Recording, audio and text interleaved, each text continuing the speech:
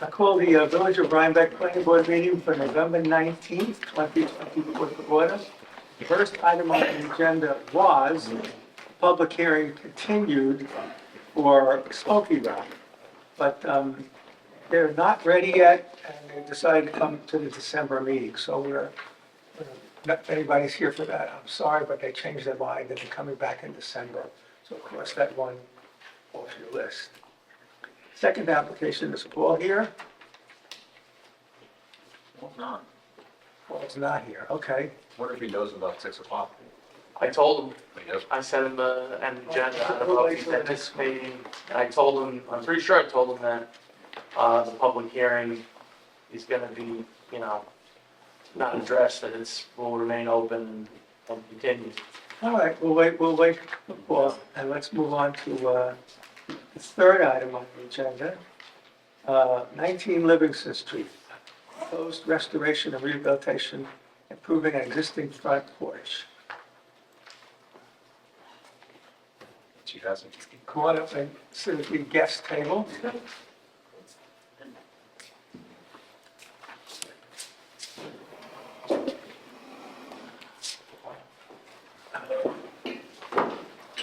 This involves just replacing, What's already there. You just introduced yourself. Michael Frolinson, 19 Livingston Street. Karen Kane, 19 Winston Street. And this involves replacing the deck of the porch inside. Repair the rotted wood. So I guess Mr. Mel Carney is not here yet. I don't know Okay. if Joseph was coming, but That was communicated to the office, that Mel Carney contracting would be presenting on your behalf. Well, we're worried about the need for presenting at all.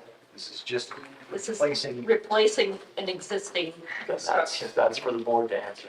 Okay, so that's what we're doing. Just one thing for the minutes, though, Karen Kane. Hello. And I'm sorry, one more time? Michael Frolinson. Yes. Michael Forlenza. Thank you. So we have the pictures for the, oh, here we go. Okay, so here's pictures.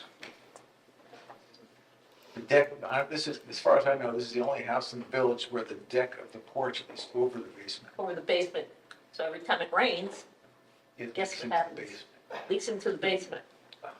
So in the basement, you have just a wood roof, and that is the Yeah, and so we covered it with the vinyl there, and then as a result of that, the wood underneath is rotting. I mean, this porch, when the historic district was created in the 1970s or whatever, the people had a metal railing. Somebody at some point put in, a historically accurate railing. And so what Mal Carney is going to do is to waterproof, put down a watertight seal, and then the other materials will be wood, exactly the same. They're gonna bring those side rails there to code, it's the spacing in between them. It's too wide, but that is, the spacing of the spindles there is the only, bringing those to code, it's the only thing that would change. Nothing else about this porch. Well, the wooden deck is rotted. Yeah, the wooden deck is rotted, A lot yeah, of the substructure is also rotted. yeah. So they're gonna take all that out and then put in, repair any substructure that's needed. So some of the brick may be needed Right. to be repaired around the sill. And then they're gonna put like a waterproof hood on the wood top of it. The wood on So top of it the, shouldn't look exactly the same as it is now. yeah, and save the floor of our basement, which is original from the 1850s, but is getting wet and ruined, so. We'd like to keep that wood in good shape that's in the basement.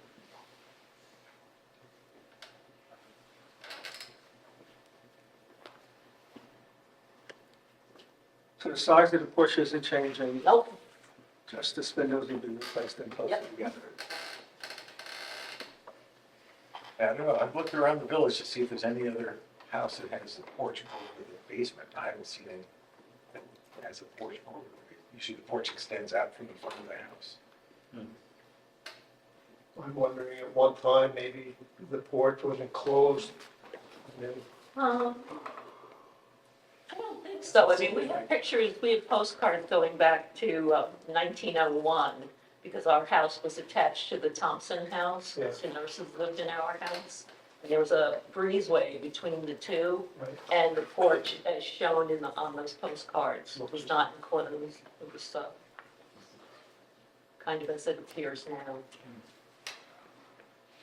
Part that extends out is not over the basement. Yeah, But there's windows right there along the front brick in the basement. You mean down here? Yep, those two windows there.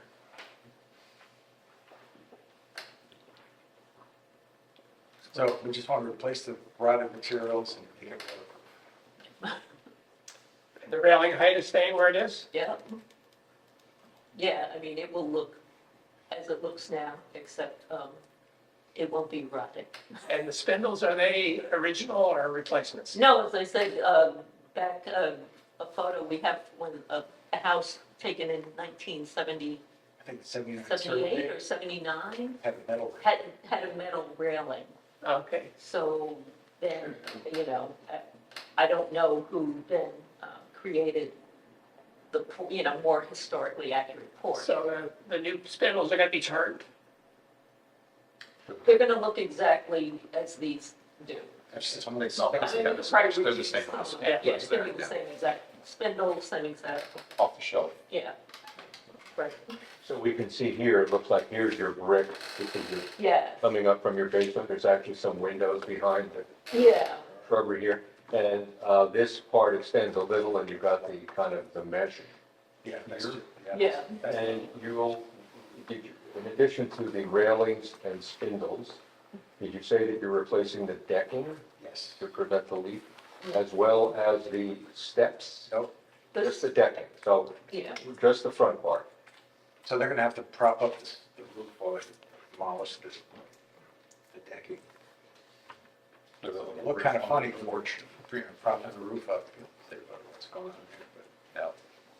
And I saw that was in the submission as Doug Burr, talking about decking, similar to what's there today, But yeah, the new it's- floor.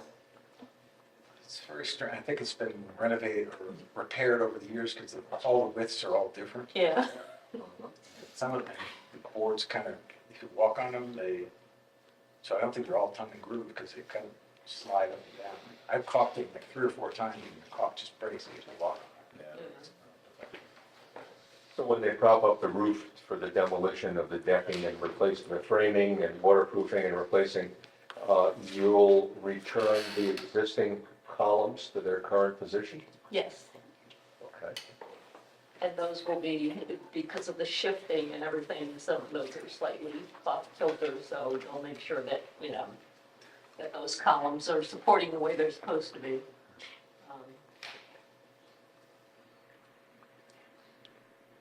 So I don't know if you need, they didn't give us any drawings. There was a submission that had some drawings, that had some specs on the rail and the spindles and the porch flooring. Yeah, Bill Carney's office sent something. Does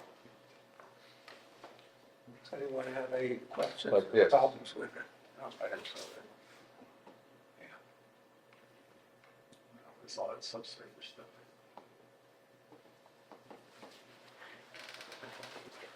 I don't know, anything seems pretty straightforward to me. Seems good. Yeah, Fine with it. good materials. You have a motion to, I have a question now. Yeah. Can that, does it have to be wood or can it be composite decking material? I'm not sure what Carney has proposed. wood, Proposed to Doug Burr. yeah, because they asked us what we preferred, we said wood. Yeah. And the other question is, we have a outstanding approval for addition to the back, and I think it's close to expiring. We're still working on the design, so if we can get an extension on that approval. It'd have to be a separate vote. So You planning can't do board a approval vote or on the same building permit? thing. No, we need to extend our approval. It's up to you guys, I mean, it wasn't on the agenda. No, it's up to you. I guess you spoke with Warren Temple Smith, and then we met with him this afternoon, and he said, when you're at the planning board meeting, you might want to, find out what you need to do in terms of getting that extended, so you don't have to start all over again, because So that's something the board can consider and have to be a separate vote that's fine. besides. How long an extension would you like? What did Warren say? 6 months. He said 6 months, because it's unlikely they're going to do anything like this winter at this point, so hopefully, next spring, next March or April, they could start, but, They have to be re-reviewed because there's some, oh, yeah, it does have to Internal be, changes. yeah. yeah, external footprint's the same, but internal changes. We don't usually get involved with internal changes, so unless it affects the outside of the building, you don't have to come back for inside stuff. Before my time, so I don't know anything about it. Yeah, I don't really remember this, but I don't remember either, but It's from 2023, the summer.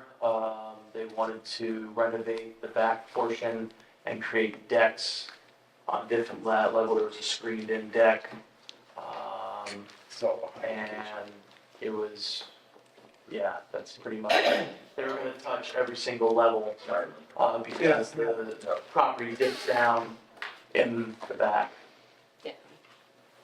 But none of that is, So- motion to approve the porch renovations. okay, do we have a second? I'll second it. All those in favor? Aye. I can have a motion to extend the approval for 6 months. I'm fine with it. Oh, I made the motion. Okay, do we have a second?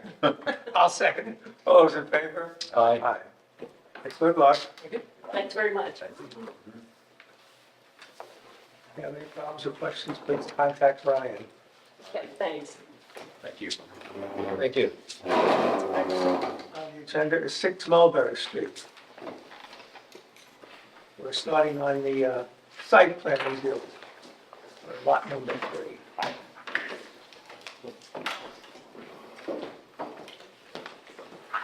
We will be having a public hearing at some point, but tonight's just a discussion, which Good evening. Before you start, David, some people have joined us, some new ones. Chair, if you can just announce again about Oh, Smoky yeah. Rock. So Smoky Rock was scheduled to be the first item on the agenda, but they had some issues and were not ready. They'll be coming back on December 3rd, is that? That's tentatively, yes. So if you're here for Smoky Rock, I'm sorry. Thank you. Thank you, Ryan. Okay. Okay, that's your shot. So hi, everyone. See you all again. The intention with the presentation today is to sort of talk about the overall approach, and specifically, I would say, the entrance sequence to the building, and the bulk. I know there's a lot of documentation that is missing. And so, but engaging with those suite of consultants that we need, I would like to have some, to try to get some consensus on the general approach before I go down the rabbit hole of designing the new septic and all the lighting approach and stuff like that. So that is kind of the intention of this presentation. The plan you're seeing on the screen, for the record, the meets and bounds are what was previously approved as part of the as part of the review of the subdivision. So there has been no change in the meets and bounds of the individual lots, and so those remain the same. We have, in an effort to rethink the entrance, particularly in response to some comments from both the community and Mr. Clark, we have reorganized the entrance sequence, and thank you, Jeff, perfect, yeah, thank you. And as a consequence, have moved the ramping, have kept the entrance exactly where the current entrance is in terms of the doors to the Bulky Schoolhouse. Consequence has been that the ramping system that was previously designed has been changed, and now, due to the lengths of the ramps, the rise to runs that are code compliant. The parking has shifted back 5 feet to the west.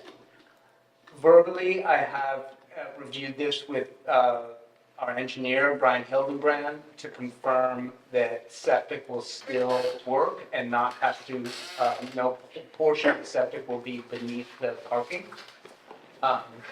However, the final designs are in the works. We will have them prepared hopefully for our next meeting in terms of exactly the septic design and the geomatrix and things like that.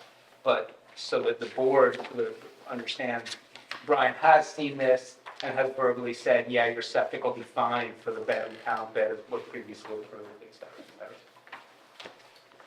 The ramps are, we have also shifted due to where the entrance of the ramps are. We have shifted the ADA parking so that when you offload, you are at the closest station to those ramps, both the entrances, so you're not wheeling and/or otherwise moving around the parking lot or around the building excessively in order to get to the entrance if you're in any way disabled. The renderings will make it more clear, but it just, while we're on this drawing, the parking count has stayed the same. The meets and bounds, like I said, stayed the same. There has been no, you can see this 10-foot setback that we're not encroaching upon to the property line. Responding to the entrance, the stoop-like kind of culture and the sense of presenting an entrance to the front being the Mulberry Street, has been front of mind in this design. And so we rotated the entrance, as in the set of stairs that bring you up, so that they are directly face Mulberry. Short of putting the stoop on the front of the building, which I know many members of the community are in support of, I am not. I think this does, and I hope the rendering should prove out, this does kind of really offer up a gracious entrance and a presentation to the front of Mulberry Street, to neighbors, to passersby. One last consequence that and there's renderings to show this, is that previously the design allowed for a ladder access to the roof. This design no longer allows for that. So we are bringing the bulkhead of one of the stairs up as a permitted obstruction. In anticipation of the obvious questions, which would be, do we see it? We have prepared renderings that clearly show that you will not see the bulkhead. From the furthest point, which would be the corner, the rendering that we will show later on is from the corner of Mulberry and East Market, right? Which would be, if you're closer than that, the way perspective works, you're definitely not going to see it. So if you don't see it from there. Jeff, do you mind sort of, I appreciate it, thank you. On the elevation, let's look at the bottom elevation. I think what we tried to do in this entrance, if you recall the current Bulkley Schoolhouse, there is a canopy. That canopy is attached to the face of the building and then cabled back to the facade. While we're not going to keep that very canopy, it's in rather poor state of disrepair, we'd like to propose another canopy similar in nature. There's also a large picture window above that canopy. And rather than infill it sort of with the running bond brick pattern, we decided to frame it with soldier coursing and stacked coursing and then infill it with a herringbone. This in some ways serves as a trace, a kind of remembrance of the window that was there. So that it's not just kind of erased and run over with the running bond, but a reflection of the history of that opening. That opening does not work in the layouts. I can't maintain it because it really, it logistically and function screws the layouts terribly, and it is not workable. Otherwise, all the other windows that you're seeing, those 8, 9, 10, 11, 12, 13, 14 windows on that facade are new openings and are thought of both in size and the way they are trimmed with soldier coursing, herringbone reveals, and stacked bond framing to really work with the existing architectural tectonic that you would see on the Mulberry Street facade, which was the most sort of detailed facade in its construction. It's an original construction. The ramp systems that you're seeing here are clad in a fiber cement. It's a cement panel. We have some images later on. It's a very durable panel. I think it's an offset color from the existing brick. They're roughly ½ inch thick, and they get hung like a rain screen on a backup wall. In this case, we see the backup wall as either being cast in place or likely a combination of block and cast in place. The top railing, or the shelf on top of that terminates the fiber cement is a limestone, similar to the limestone details at the skirt of the building, the skirt of the ground floor, and then of course a handrail, ADA compliant handrail. It might be worth, so in elevation, of course, you're seeing this bulkhead now that rises up above the parapet of the building. However, unless you're floating at 60 feet in the air, this elevation you never experience this in elevation, right? Unless you're a drone. So again, we have the renderings to prove this out. I think that, Jeff, do you mind scrolling down just to capture the thanks? This is the existing Mulberry facade. What you're seeing then is now the canopy off to the left and the stoop presenting itself to Mulberry Street. A new fiber cement planter that would be in front of the light well that brings in light, lots of light to the ground, to the basement apartments.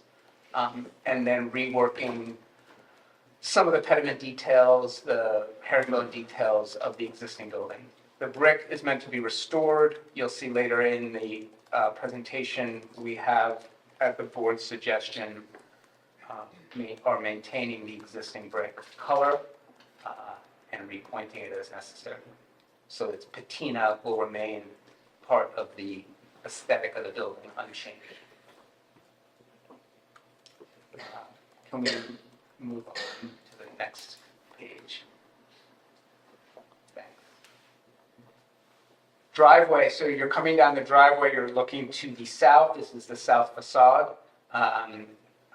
The Mulberry Street is running in and out of the paper on the left. So you're coming down the driveway. This facade is principally similar to the facade on the other side. Bike racks. There will be as well bike storage in the building, but there's more than 1-for-1 bike rack storage at the exterior of the building. Behind that first bike moving from right to left is a ramp going down, and then that is the ramp going up, right? So there's a double ramp system. One ramp that's going down and around the building to the basement for ADA access, and then one ramp coming up to the ground floor, which, as most of you know, is about 7 feet higher than grade, and it brings you up, or actually 5.5 feet higher than grade. Great.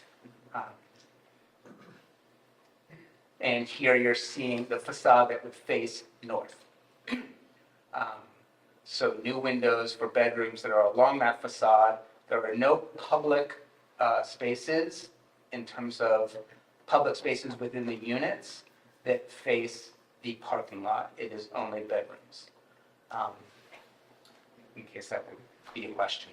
I could see it being a question. Right, so there you have your bike racks, and that open space is where the ADA access from the parking would be afforded to the ramp system. Where's the ramp going down, David? The ramp, maybe in plan, it might be easier, but the ramps are parallel. So there's a ramp closer to the building and a ramp closer to us in space, I suppose. One's going up and one's going down.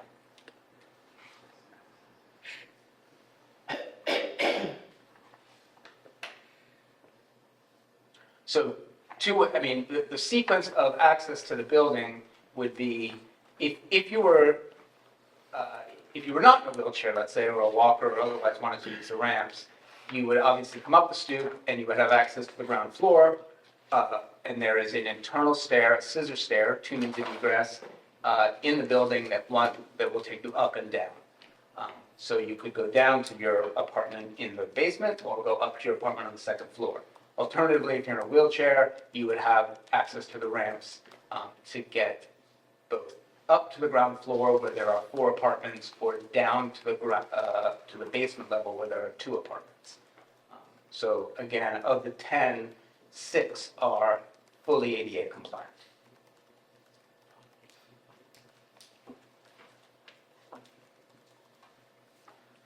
I think maybe now some of the, there's some landscaping that we worked with Michael Boyce to start a landscaping. Oh, well, first let's talk about this page. Well, might as well stay in sequence. I think, again, I would hope with photography, we will better be able to render the brick of the building. The intent is to harvest brick and so that we're not really changing the patina. I know those images on the right probably don't look exactly like what the building looks like today, but it's our best effort. They're more meant to explain the different types of coursing: running bond, soldier coursing, stacked bond, and herringbone. All of which we were proposing in how we detail the new openings so that they really work with the mulberry facade, but also give you a sense of a kind of real sense of care for the building in detail. Number 7 is that fiber cement. Ultimately, we will provide real-life samples for you all to touch and look at and kick and love, hopefully. The idea here is to have a bench that is part of the experiences you would, if you were to walk back towards the parking from Mulberry. In the renderings, you'll see that with people on it more enlivened. We'll propose skirt lights at the bottom. Again, we know we have a dark sky requirement. Those lights will hopefully provide the necessary safety for pedestrians and to walk back and forth.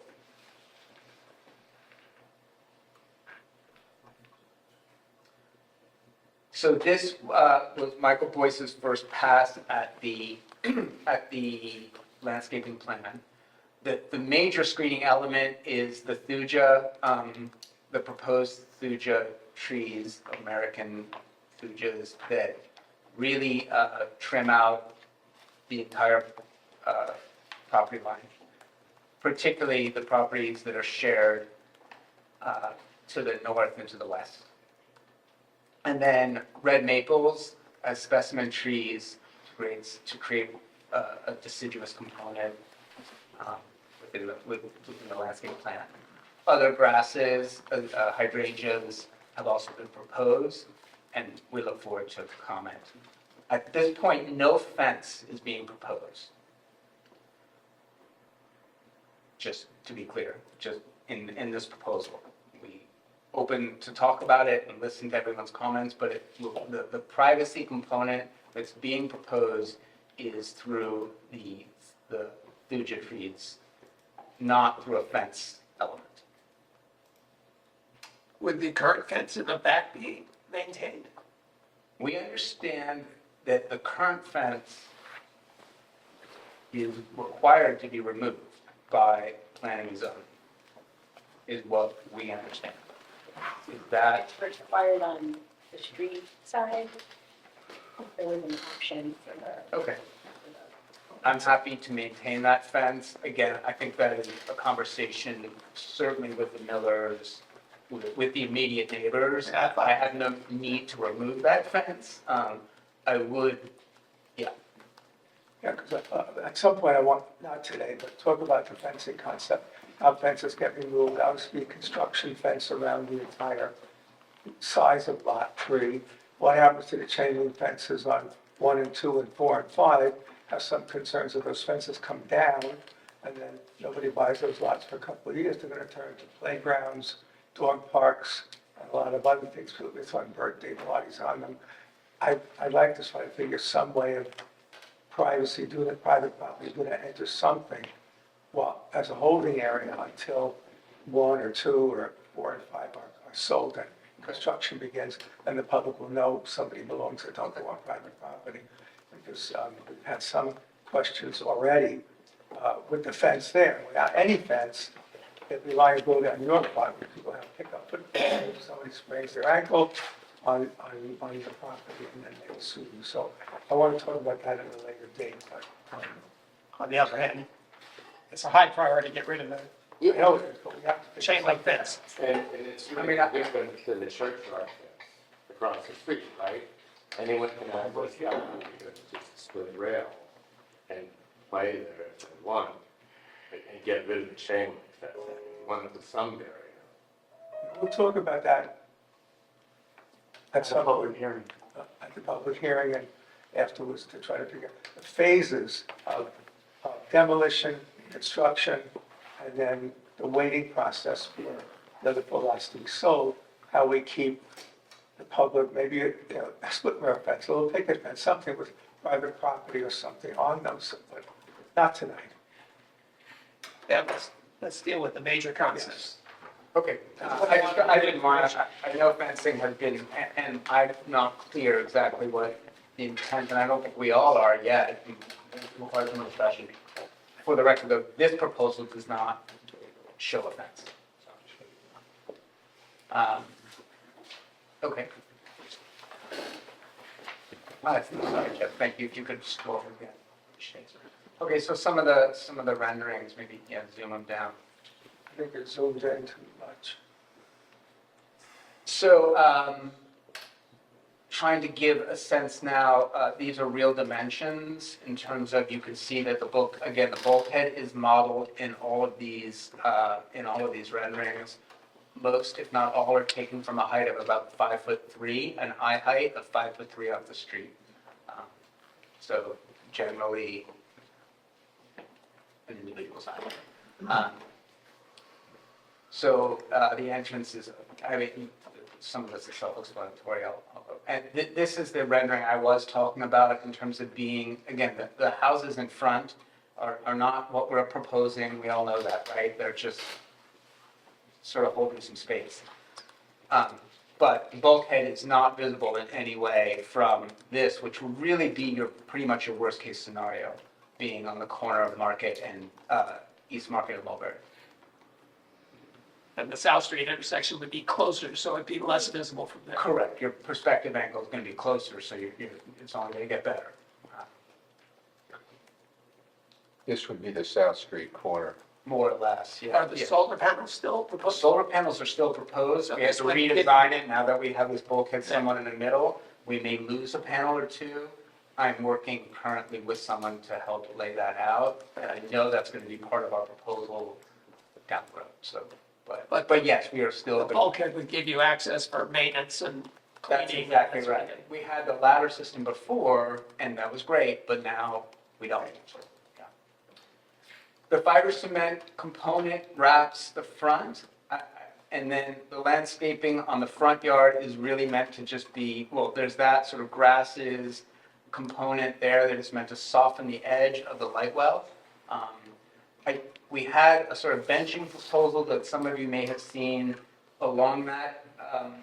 I've removed that. I think it's probably unwise to invite too much congregation along that light well, both for some safety reasons, things getting thrown down there, really not being something that I think is too bright. So we focus the benching and the kind of community aspect, gathering aspect, really at the entrance. So at the intersection of Mulberry to, there you go. And I think that's hopefully the most convincing, showing the canopy, the stoop facing Mulberry, a wide open entrance, inviting both residents and hopefully neighbors to gather there, should they want to have a chat, have a coffee, whatever it happens to be.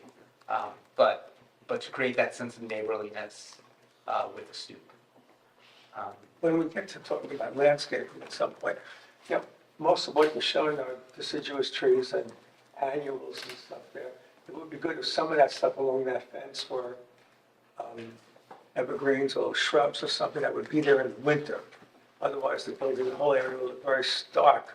When all the trees have lost their leaves and all the plants have died, there should be some greenery in there to, keep it looking like that in the winter. How tall is that front wall? The planter wall? Planter wall is 36 inches to the top of the fiber C, and then plants above. So the idea would be it's adequate, is railing height from an ADA, from a code compliancy point of view, 42 inches would be more the standard if it were a parapet on a roof, let's say, that was occupiable. Our roof is not occupiable, but I'm thinking 30, I'm playing a game between the height of that railing, right? And not, and inviting as much light down into that light well for the Yeah. enjoyment of those apartments as possible. So I'm trying to find that sweet spot to soften the edge, provide safety for the public at large, but also not choke the light to my apartments Yeah. upstairs. 36 seems high to me, So, just in terms of the bulk of the wall in front of the historic building. okay. That sort of new element. If it can be lowered and you can make it safe, that would be my preference. Okay. You know, is there any access from those light wells? And right now, there's stairs coming up with doors into the units down below. You're taking those away? There's one stair, correct. Yes, there will be those will be 100% private, only accessible from within the unit. All right. Yeah, so it's not meant to be an egress path or even a convenience egress path. So they won't even have a door to the little patio? Yeah, no. They will have, Okay. it will be a private Okay. area. But for those them. stairs up, they'll But have to there's go through the whole. no way for them to leave and get into the landscape from All there. right, all right. Yeah. No, absolutely, they will be able to plant it. You can have- If you like John suggested of lowering the wall, that would be, the issue would be eliminated if there were evergreen shrubs along that, then there'd be less fiber cement and greenery, but you still have the same 3-foot fence without it being as bold as it is. And it would be all year long, because if you lower that fence to like 2.5 feet, then in the winter, it's a very low, below thing. So like almost like a box You would do type of. fiber cement and evergreens, you would be able to give something towards the 3 feet without looking so massive. Agree? Yeah. Or even some grading. You probably can bury a little bit of it. Well, like I said, it's still 36 above. Or you could put a rail at the back of the planter, just to maintain it, because if the evergreens die, you can make the planter 2 feet, and then at the back end, close to the building, have just an open rail to maintain that height requirement. One of the things we'll have to talk about is that there is a compliancy piece to this, right? In the same way one of the previous Right. applicants had, like, they have to move their spindles closer to 4 inches Yeah, between right. spindle, right? I can't just have a rail if someone falls through, that's No, bad. yeah. But something along those lines could be thought about. But we're yeah. going to, if you make a list of everything you want to talk about, and in what next meeting or the meeting after, we're going to have a public hearing component. We have from everybody get input, and I was just trying to inform all of you and inform us, and hear input from the board to make some changes or comments, and then we'll present the plan to the public in 1 or 2 meetings from now. We'll have public comment. But thank you for your suggestion. Write them down, and we'll get these up somewhere. Will these renderings be up on the? I don't know who maintains the 6 Mulberry site, if that's maintained anymore. I know that was part of the. I don't think so. That was part of the Visibility. trustees, so I don't know. I'm happy to, you have the digital file. I have no issues with you making it available to the public, like that's. I'm trying to look into it to get these new designs for people to see. Is this giant tree here on the building parcel? No, so these trees, and we'll have to, that is a big tree, and I'm not sure providing a 35-foot tree is what I'm signing on for just yet, but the idea of having these maples run down the property line that is, is shared, but those trees are on the Bulkley property, is part of the idea. How far the thujas should run up if the thuja screening is what we all agree is suitable, how far it should run up is open for discussion. I focused on making sure that those thujas were well planted in order to protect the property immediately to the west and further in the and to the north. But again, all these plantings should be a mixture of perennials and, I mean, I think it's azaleas, I have plants in my backyard that have flowers, but then they stay green all winter. And it doesn't give a feeling, when you look out at the backyard of desolation, you know, today, you know, as it would look like, this is like July or August. Yeah, I mean, we can talk to Michael about that. We are planning on including with the entire ramp a kind of, well, not the entire ramp, but portions of the ramp, built-in planters for these grasses, again, in order to soften that component, also to add more greenery to the rear lot. I think that adds a necessary component. The driveway, just for recollection, is going to be permeable up until the parking lot, and then the parking lot itself will be impermeable. So there will be so from basically where Jeff's cursor is now, that going towards Mulberry will be a permeable drive. The parking lot, however, impermeable. Is it paver or asphalt, the parking lot? Don't know yet. Okay. I mean, probably, it's not shown as asphalt, probably asphalt, but open for that. We haven't proposed the permeable paver yet for the driveway, we will. Okay.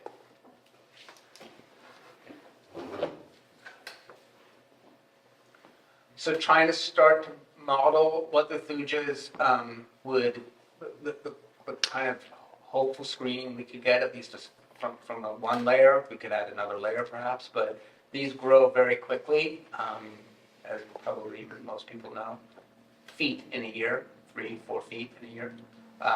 So they could really serve that purpose. And those are evergreens, so they will. Those are evergreens, obviously, right? That was That's what I'm saying, intentional. some evergreen shrubs, plants, bushes, trees, that would mix in with the flowers in the summer, but still be there providing the privacy. Mr. Chairman, are the thujas, that's a hemlock, are they disease resistant? Is it a new hemlock? Because all the hemlocks that were planted there are already devastated by the woolly algae, so a thuja is not necessarily a stable tree right now unless it's a hybrid. Yeah, I'll bring that question to Michael. I don't know the answer, but thank you. In this rendition, David, so you're proposing this line of planting. That's with the shared property. This is, I guess, the miller's backyard? Yes, And these plantings are in the 10-foot setback on your parcel? the thuja trees are all within the 10-foot setback. Right, also that 10-foot, it was previously even talked about as a 10-foot planting strip. So we intend to use most, if not all of that, in order to create that privacy screen, with or without fence. But also the Millers and Vicky Hack can, I think the Millers said they have a fence up, you know, on next to the property. So there's nothing to prevent them from putting up a privacy fence, and, you know, on top, you know, behind those trees to give them some more privacy. As many of the people who own, like, you know, lot 1, 2, 4, and 5, put up fencing.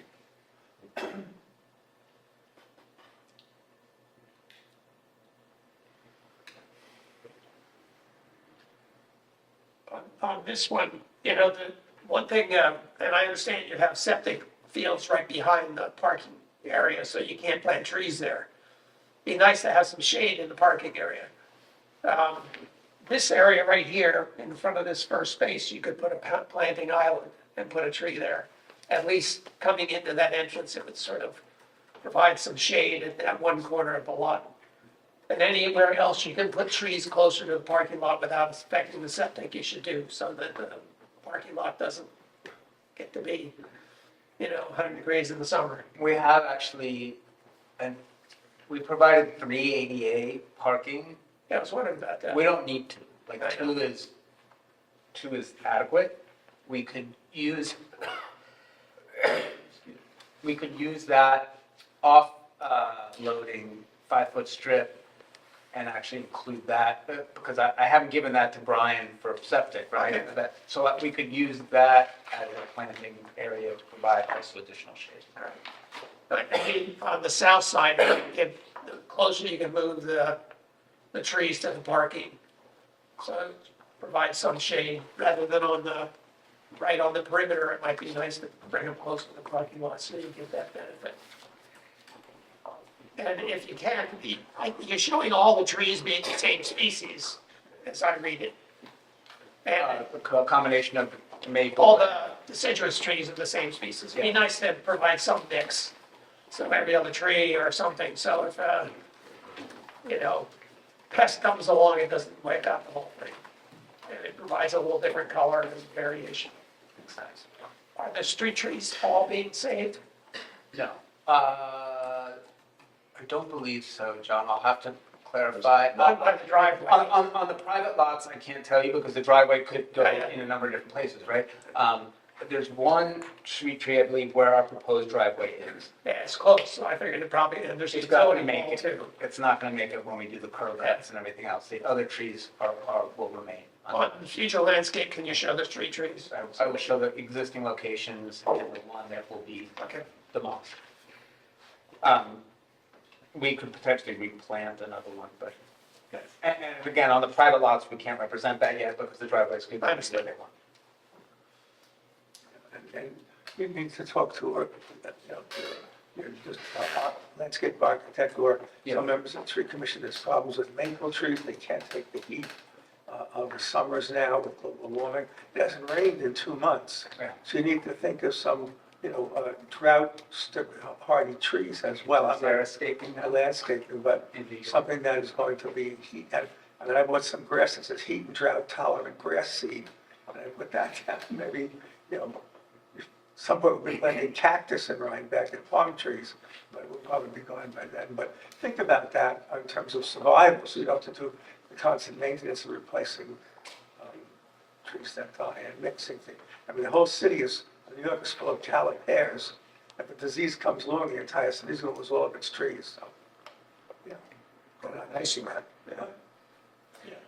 Tree commission thinks of that, that's different. I mean, I'll take a meeting with the tree commission and Michael to talk about that. Yeah. So here you can see a little better, it's a forced perspective, but you can see the ramp up and the ramp down. Each of these ramps is compliant, in other words, from face of railing to face of railing, on the inside of that railing is 3 feet, so in fact, it's a little bigger. And then at the kind of turns, it's a 5-foot turnaround, which is compliant and required per code. And the slopes of these ramps as modeled and rendered are per code. No ramp is longer than 30 feet and no slope is greater than 1/4 inch of foot. In fact, they're a little less, which is good. And I like that they're pushed down, that they're not running so much along the building. It seems like the rims are shorter than they were in the previous design. I mean, there's as much length of ramp, like I can't cheat that. It's a rise to run thing and it's governed by, I'm not changing the floor heights of the building. But maybe it's just the way they're kind of hugging the building a little bit differently that makes them more appropriate in scale in some ways.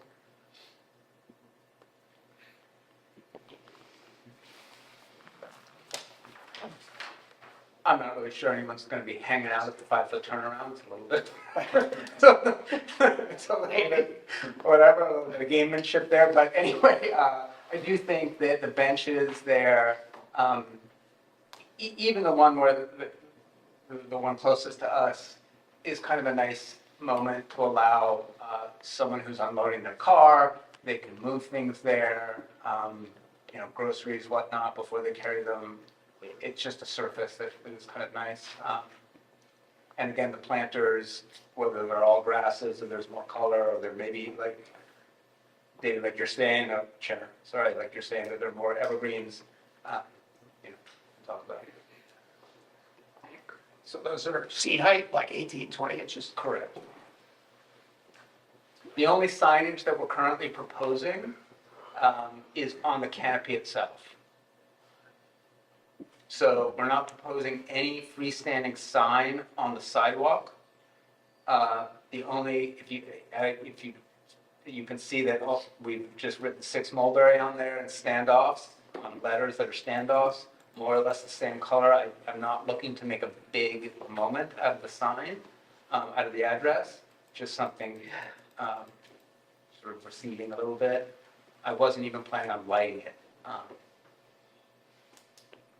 In terms of signage, this is just a little tiny thing, but right to the right of 640. Currently, there's a fallout shelter sign next to the building. That's a historical artifact that, you know, corresponds to the building. I would kind of like either it incorporated maybe inside the door or on the building or donated to the historical society. It just doesn't, you know, walk home and it's not there. You know, I like that. it's a little thing, but Yeah. I don't think any of our kids are gonna have any idea what it falls. We hope. But, maybe having it there will be a talking point, we can remind them what that meant. I want to thank you for going to all this effort and changing the plans. I think it's much better than having the doorway in the back of the parking lot. I wasn't sure that, I don't know what convolutions you had to go through, because that staircase comes into a bathroom, I think. So you have to restructure the hallways and, you know. Yeah, we're not talking about interiors, but there's, you know, obviously I'm not proposing something that's not gonna work for me on an interior perspective, and there's a lot of work that goes into making sure that those interiors are efficient and happy homes for people. I'm really happy John suggested it, and I'm really glad that you were able to do it, because it looks terrific, it really does. The one thing I would suggest is that it seems like those walls on the south side are pretty bulky, high and bulky. They're a big feature, and I think we want to minimize them as much as possible. Landscaping helps, breaking up the Ramp walls you're talking the about. ramp walls, yes, particularly on the south side where they're getting high. On the back side, I'm not concerned about them, they're as high as they need to be. But when you get to, now they're up to, you know, like 10 feet high or 7 feet high. And I was wondering if you could bring them down and then put a railing on top as opposed to having a wall that goes up with the railing on the inside. So it minimizes that sort of bland feature. So if you can bring them up to say knee height on the stairs or whatever, and then a railing from there up, it would soften it and make it less obtrusive, I think. Yeah, when we get to the landscaping, all of the landscaping seems to be trees and shrubs and flowers and stuff. Is there any area designated for the residents to, I don't know, have a picnic table or sit outside, or is there any of that area that the residents could use to sit out there? Yeah, I mean, right now, what we've shown is some, I don't know, wildflower mix that exists over the septic, right? But it doesn't have to be, it could easily be lawn, and then, you know, a combination of picnic tables, or I don't know if I want to necessarily introduce a playground set, but some kind of. At least someplace that people could sit outside. Sure. Because they're like Manhattan, they're in an apartment with no greenery to get out into. It can coexist, the wildflowers with the picnic table. Yeah. It's a nice little. Yeah. Yeah. Sure, yeah. Where is the septic on the plan? It's all, it's exactly, it's the open green space to the rear of the parking. Here? It's not drawn on this plan. It's not That's drawn. the location. But that's, But that is the location, yes. but you're allowed to put tables and chairs and things like that. Yeah, I mean, septic's, the invert to the building is, I don't know, 10 feet below, more, because it's a basement, the invert is down Right. 20 feet probably.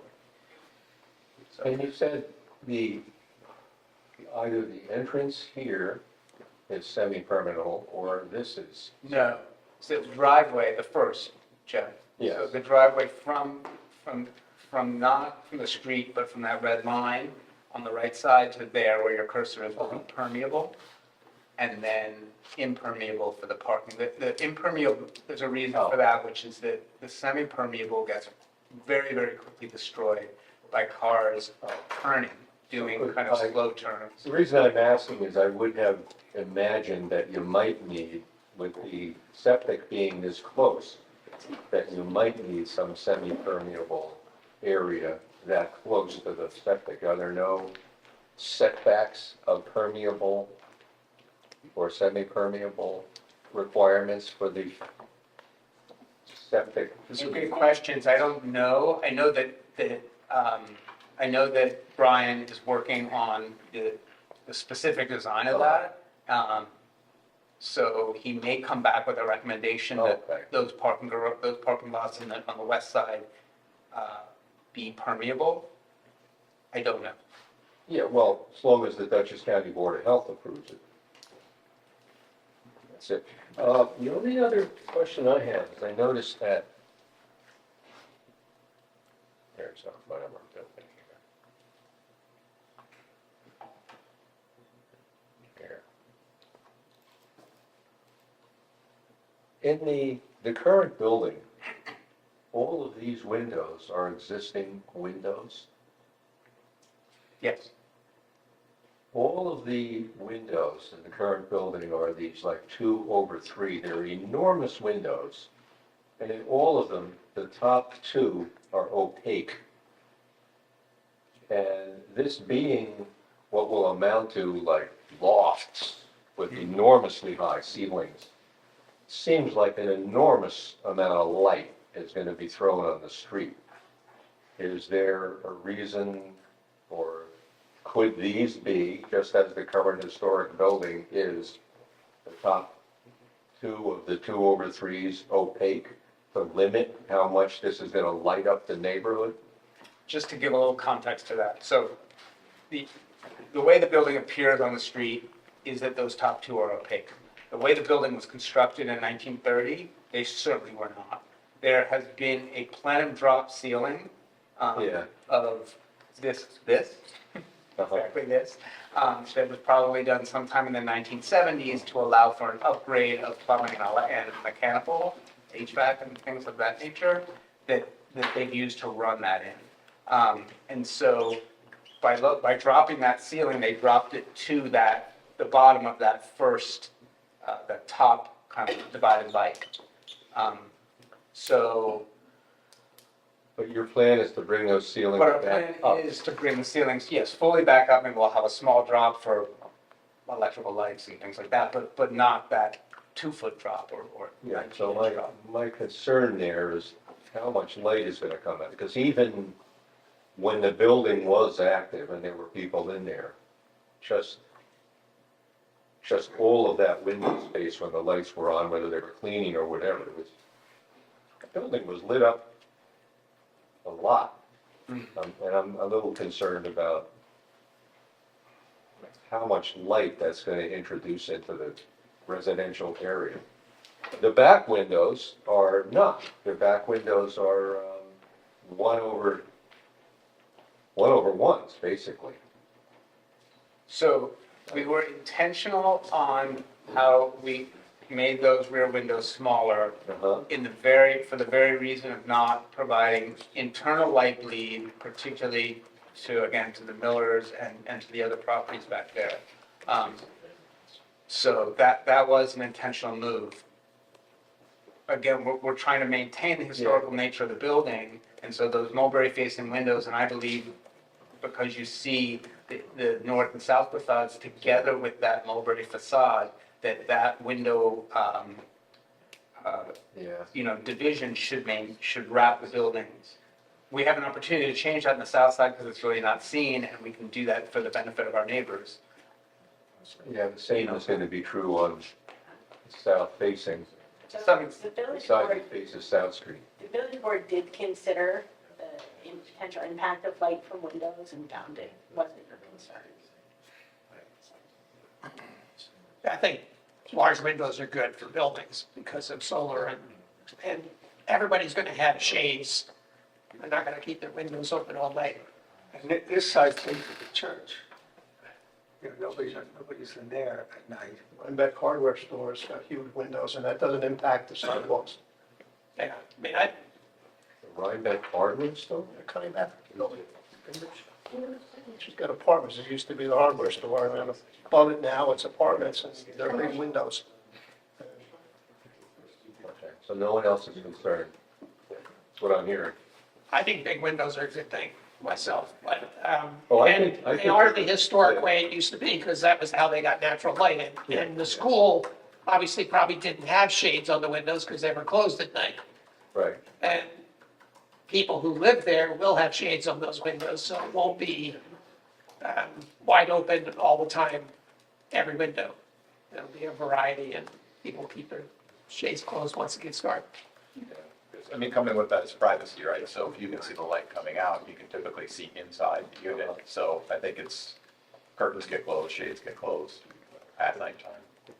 And they're kind of all for, There's no buildings high enough that you're gonna see in through those. I agree, the large windows would be great if I had a loft in Soho on West Broadway in Manhattan, but, yeah.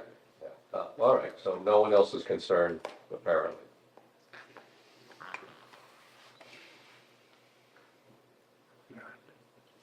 not especially.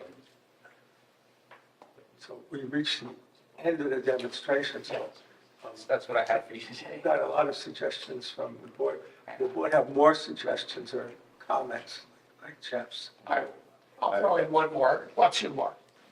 One, I thought we had agreed, or you had agreed, to put a sidewalk on the north side between the driveway and the building, and that wasn't shown in the landscape plan. Okay, I don't recall agreeing to that. Again, I can agree to it, but I prefer not to. It has nothing to do with expense or anything like that. I don't particularly like the idea of having a driveway and pedestrian, like I'd rather keep the pedestrian to the south and cars to the north.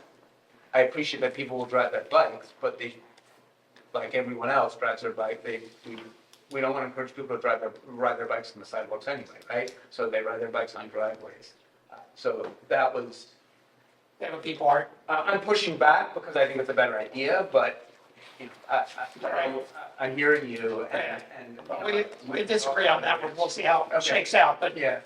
The space is People- there for it. yeah, the space is The there space for is it, there. agreed for the 5 foot. And people who park in the parking lot should be able to, if they say, you know, drive into the parking lot, decide to walk into the village, they're not gonna walk around the building, they're gonna walk down the driveway, and I would prefer to have someplace other than walking down the driveway. The other one is the front window pattern is very symmetrical and paired. You know, like there's 2 windows in the pair, 2 windows, you know, and the side windows aren't in the same pattern.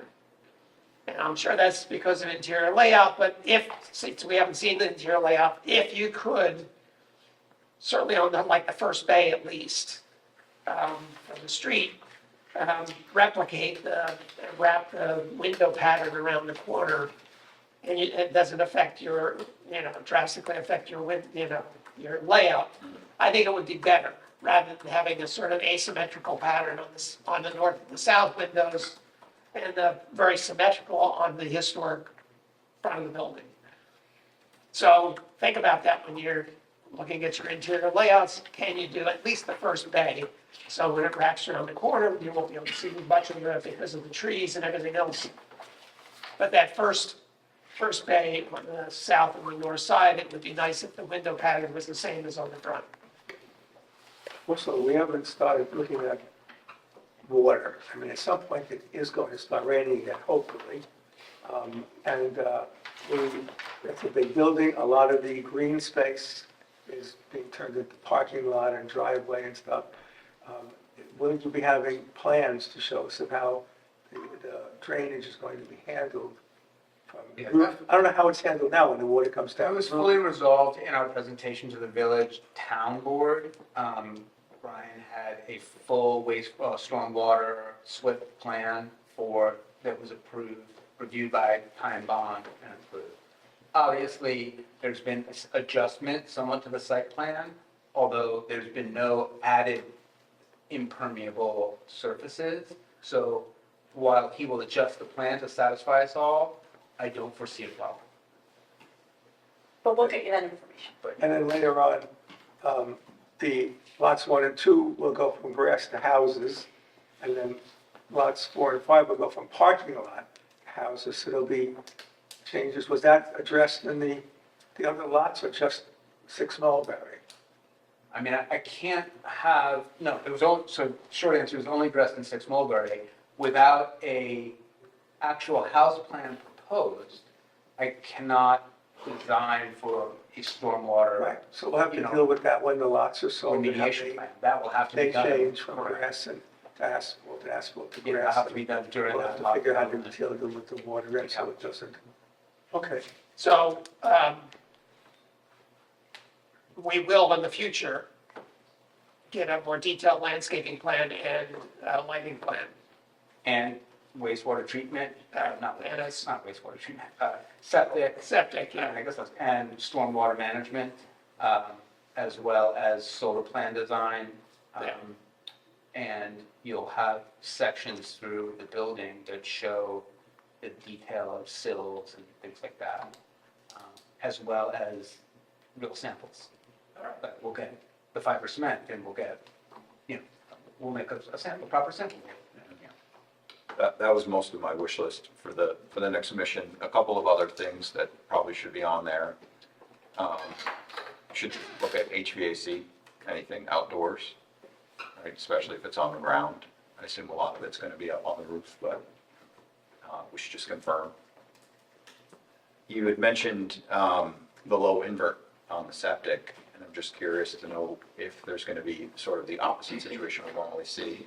Well, it's really the situation we normally see, where we might require a pump system of some sort to get to that field, because I would imagine there's a point where that septic field is too deep for its own good, because evaporation plays a role in the septic system. So that might come along with it, some sort of pit or some sort of above ground beacon or something like that, that alerts you if the pump system's failing or malfunctioning, and maybe some additional clean outs or manholes. So that would be something I'd like to see on the landscape plan, and just look at screening as it relates to that. It's probably pretty easy to screen, which is something that we would be thinking ahead towards, especially for some big access chambers involved in that. And then, are we talking any kind of propane gas or any buried tanks or anything here? So everything's I mean, just electric. removal of what's there, but. Removal. But, it will be 100% electric. There will be no gas hobs, there'll be all induction, all solar generated, feeding back to the grid. I'm not this time proposing a battery system, and I'm not proposing a propane generator as a backup. We will probably allocate space in the mechanical room for a future battery system, should they become efficient and affordable, but at this time, that's not what we're doing. It's nothing to worry about on the Yeah. plan. Another question will be, or is just trash. So how we're dealing with the trash generated by the residents. Are we doing one container? Are we doing rolling bins? Is there a trash room? How is that being dealt with, and where is it on the site, if at all? Related would be mailboxes, where those are. And I know you've addressed some of these things in the past, but just for site plan purposes, just to clarify and put them out there. And also just deliveries, where packages go when they come to the building. I've sort of designed a lobby Okay. that I'm thinking about. Yeah, so when we see the floor plan, just understanding how that all works, and that there's not, Amazon boxes out on the I have a package handicap. storage room and things like that, that we thought about, but we'll can share the sort of public domain of the building in that Yeah, sense. exactly. And then, there's a decent amount of plantings, which I appreciate, in planter boxes, especially along the handicap ramps. So the question comes up about just maintenance of that, and watering of that, right? Because we often see in situations like that where there's not a person designated or in charge of that. those things can be left unwatered and, they may fill up with cigarette butts or things like that if not attended to frequently. So just understanding better how the maintenance of the building will occur. And maybe some irrigation or whatever requirements might be needed to keep all those things green, especially in mounted boxes. Because doing major construction, you could put in, a system to keep things watered and reduce your maintenance issues just by having timers or water sensors or whatever. If we keep everything green and stop things from dying, so that would be good, because you're digging the whole place up. Maybe capture the rainwater or something. And then just wanted to John, I thought, brought up a good point about the shade for the parking area, but I'm not so sure I'm convinced on the loss of a handicap spot, just because you have the 4 ADA fully compliant units there. 6, sorry. So our ratio of handicaps parking is less than the number of units actually able to be occupied by fully handicapped. So it's just something to think about, whether we want to use a handicap parking space in lieu of a place to put a tree. I think the tree's a great idea, but I'm not so sure taking out a handicap spot is the right way. Yeah, but for a lot that size, only one is really mandated.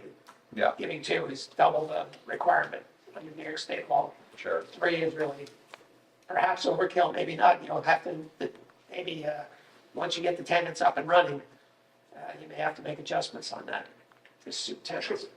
Yeah, or maybe a flex space or something like that, but it just seems like 50% of required, 53 spaces for 6 units seems like a pretty good number at a minimum, if it's not what's required. And then most everything I had was addressed. Yeah, and I just wanted to further emphasize, I think, that point about the light well in the front, and one of the solutions that was proposed was some additional planting in front of it. And it's not the height that I'm so much worried about, I'm more thinking about the people that have those units. So just ways to keep people further away from that light well, to your point about, maybe a kid, throwing something over the edge, or those people feeling like their privacy is pretty heavily violated by the fact that people could stand right up against that light well and sort of peer through the flowers and right down into what's supposed to be their private gardens. So I thought that suggestion of additional plantings in front of it was good, not only to hide the wall a little bit, but also to keep people just that much further away from the front of it, similar to your idea about not putting a bench there. Electric chargers. Yeah, it's not shown, but I think that's actually in our, in the resolution. I think so, yeah. Needs It's to be- gonna be covered so- somewhere. Yeah, so we'll have, I can't remember how many, but I'll catch up with that, and it'll be part of the presentation next time. Okay. There will be at least one, if not 3, or whatever will require.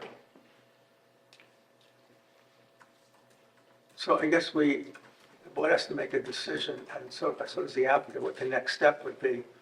We obviously have made a lot of comments, and in the previous 2 items we opened the public hearing, which remained open for several meetings.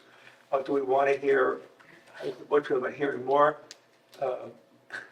feedback from the applicant, or starting a public hearing next time and starting to get feedback from the applicant and some feedback from the public, which we could then keep open? Are you ready to do it? You want to, how does the board feel? How does the applicant feel? Completeness is usually the determination that we'd open a public hearing, right? So, Do you want to wait, or you want to?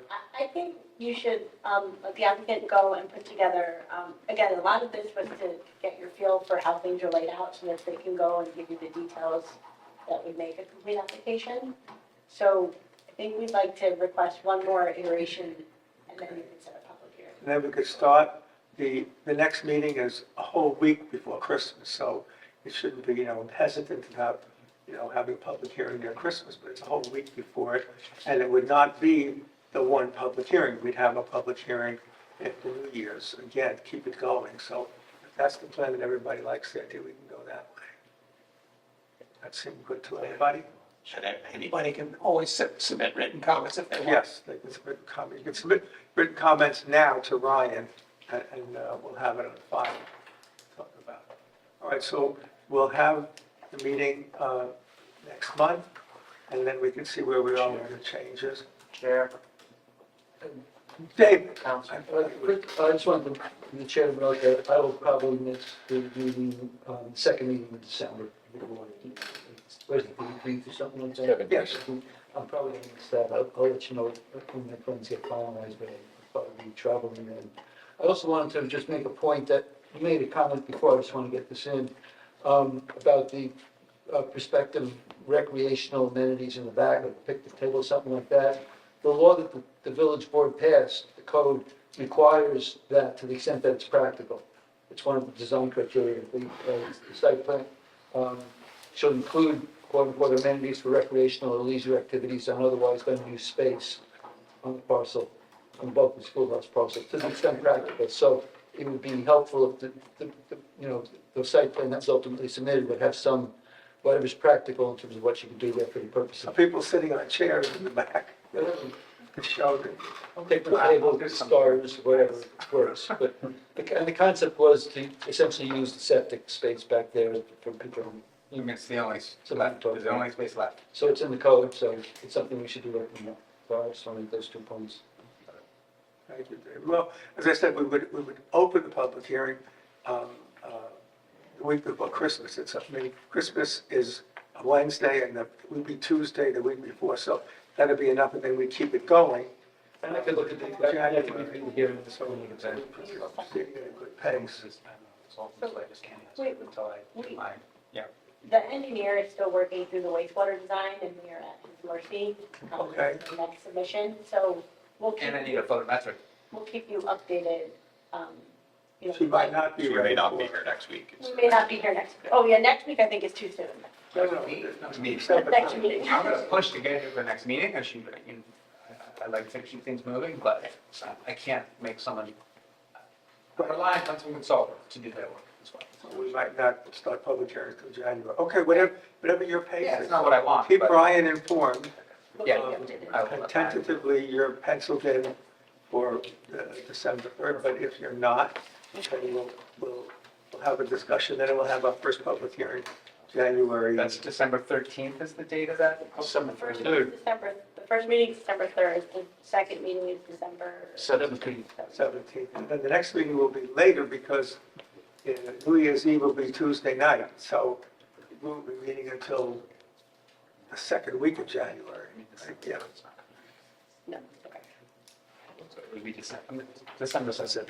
And is there a copy of this in the Yeah. planning office? Yes.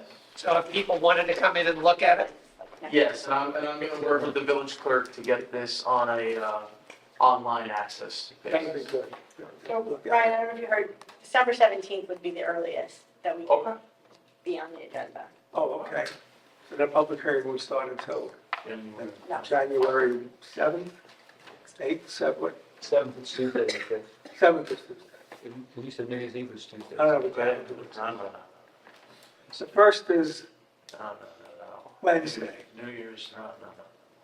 7th is Tuesday. So, 7th. because New Year's Eve, okay, New Year's Eve. New Year's Eve, New Year's Day is Wednesday. So. So we go a whole yes, week. Tentatively December 7th, yeah. December 7th. No, January 7th. January. January 7th, sorry. Yes, okay. All right, so that'll be our schedule. Great, we'll meet again on the 17th, and we'll talk some more about the plan, and you can work it all up over the holidays, and then December 7th, we could have on the 17th. Well, we have to I'll schedule. schedule with Brian. Yeah, Let's not go too far in the crystal ball. Okay, sure. We have to schedule at the vote in a public hearing, and then, okay, it'll happen when it happens. But thank you, David, you did a great job. I'd love at some point to see how you rearrange the insides, that would be fascinating to see what you did. Yeah. Really appreciate that. John does, that you're able to get that, so everything looks fabulous. thanks, good night. Good night. Paul is here. Huh? Paul is here. Put you on first and, Make yourself. we got here a little late, I apologize. that's okay. You're all right. We'll get credit for time served. We're back on to the sign, Billy.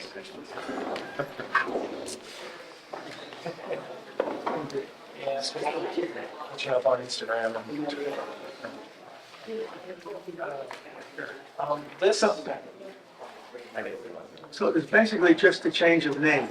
it's essentially a change of name. I believe Weston and Sampson and Weston have acquired Rhinebeck Architectural or merged. I don't exactly know how that agreement worked out, but it's much of the same people in the same place, and I think we just merged with a larger organization for, I guess, more coverage throughout the Northeast.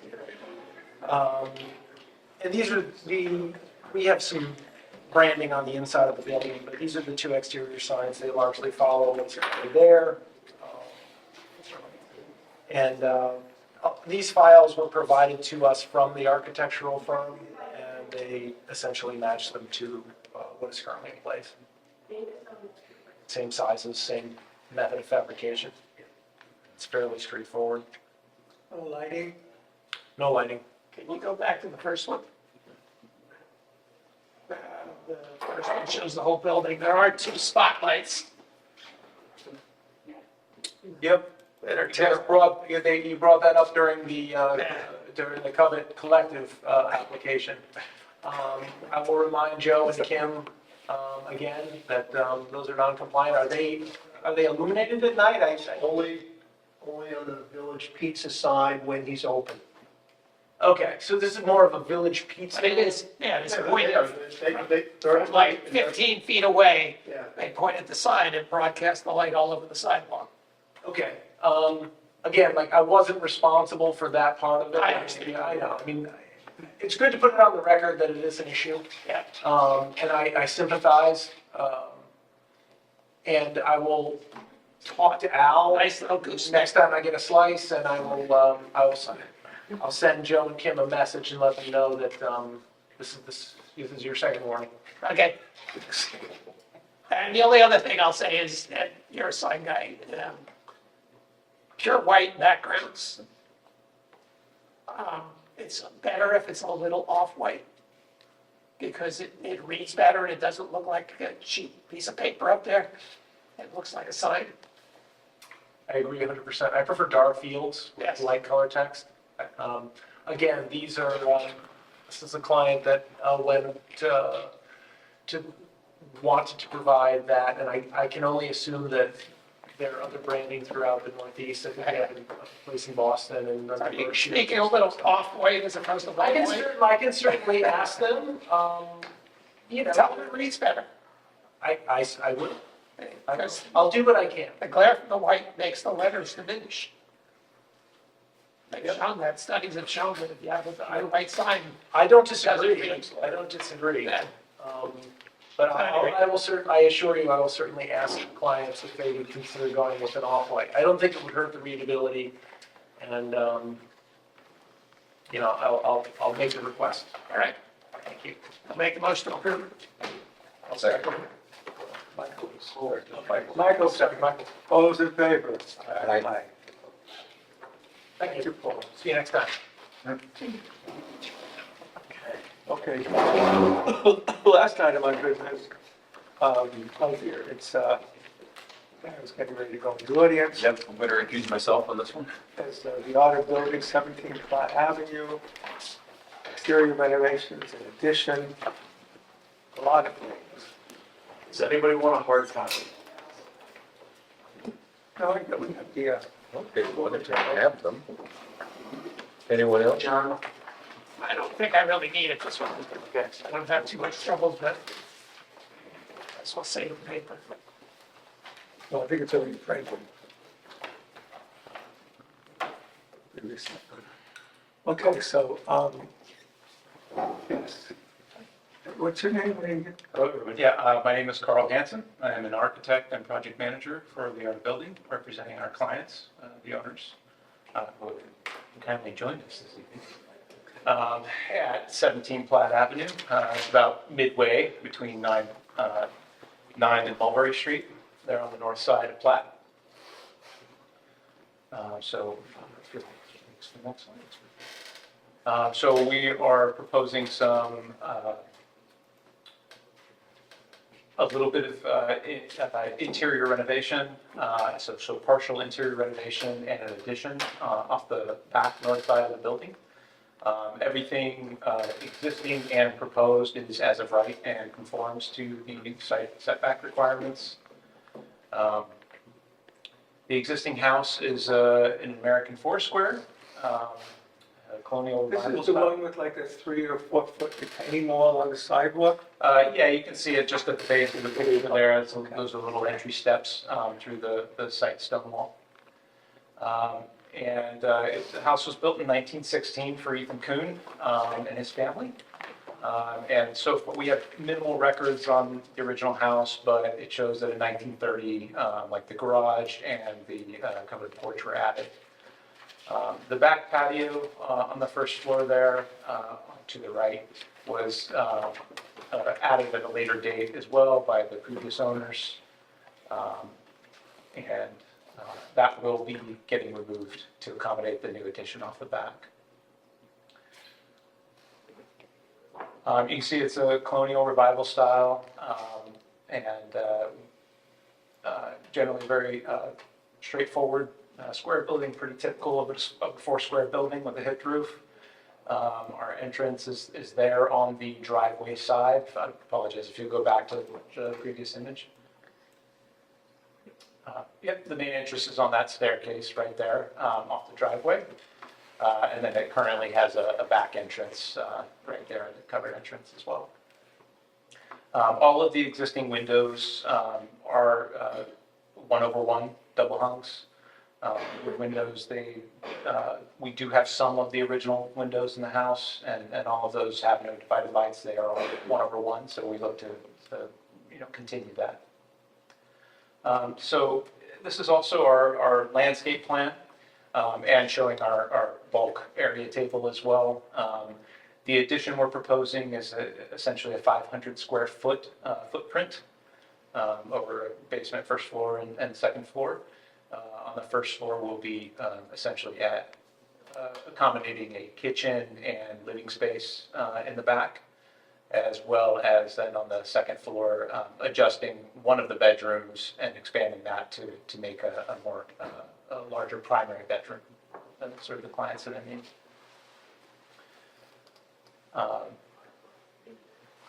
couple of the small modifications inside, we're removing the entry hall, the existing foyer on the first floor to enlarge the entry hall.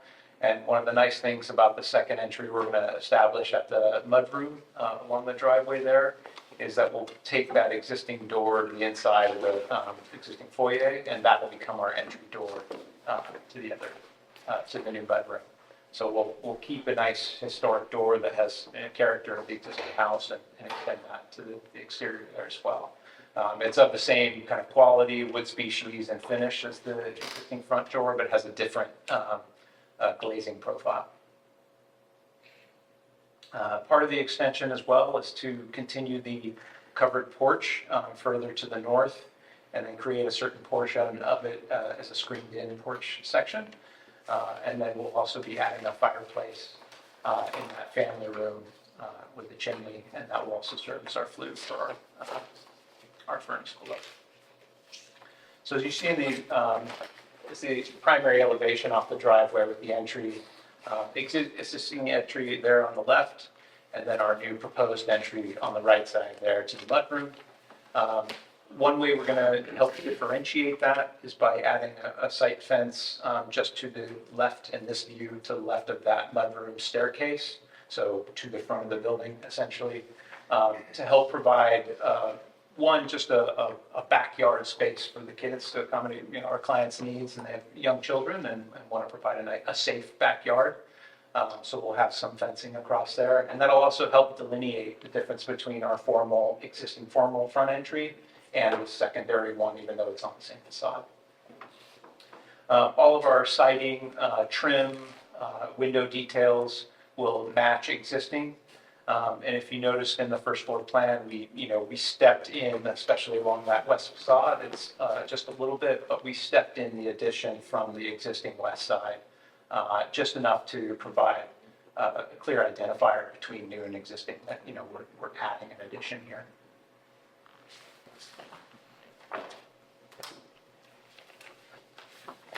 The new hip roof extension as well will match the existing asphalt shingle, which is currently on the house.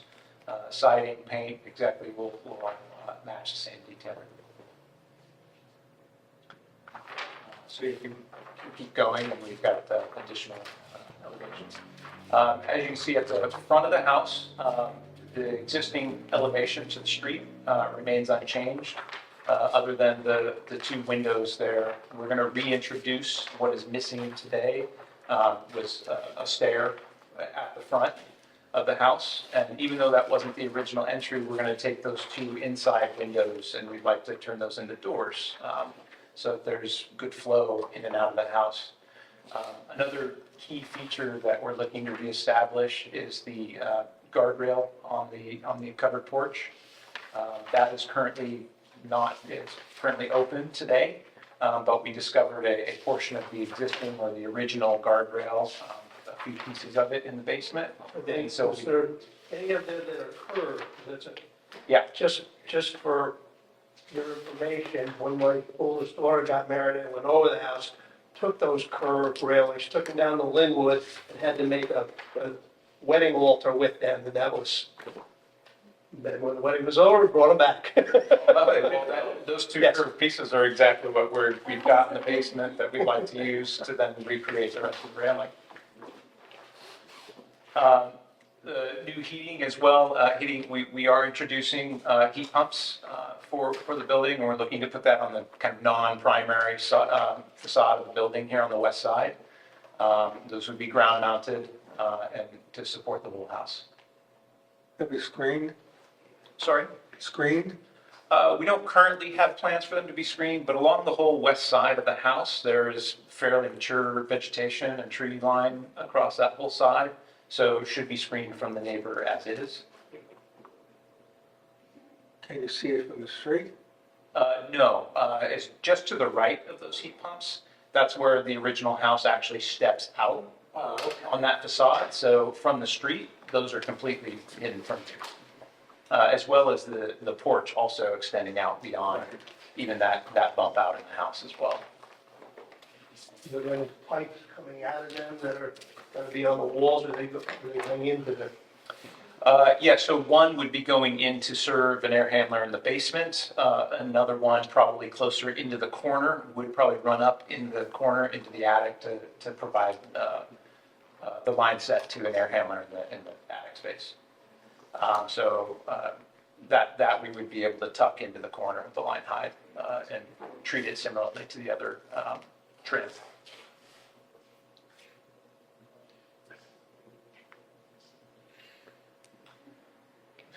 So as you'll see, also here we go, here's a piece of the existing railing that we're looking to reestablish on the building.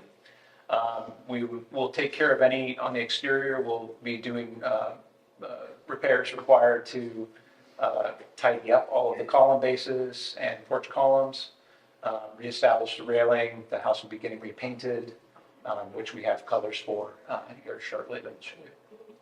Again, the existing chimney right now out of the building services only the flue for the boiler. There is no other fireplace, or at least not masonry fireplace in the building. And so we are looking to remove this and then relocate the boiler flue to the new located chimney where we're proposing. This is the chimney for the new fireplace on the Yeah. first floor extension. Yes. So where is the chimney currently on the house? Basically on the back side of the hip.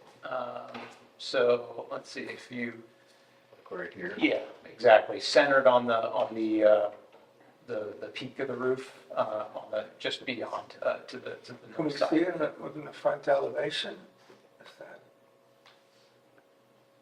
It is maybe partially visible from the front elevation.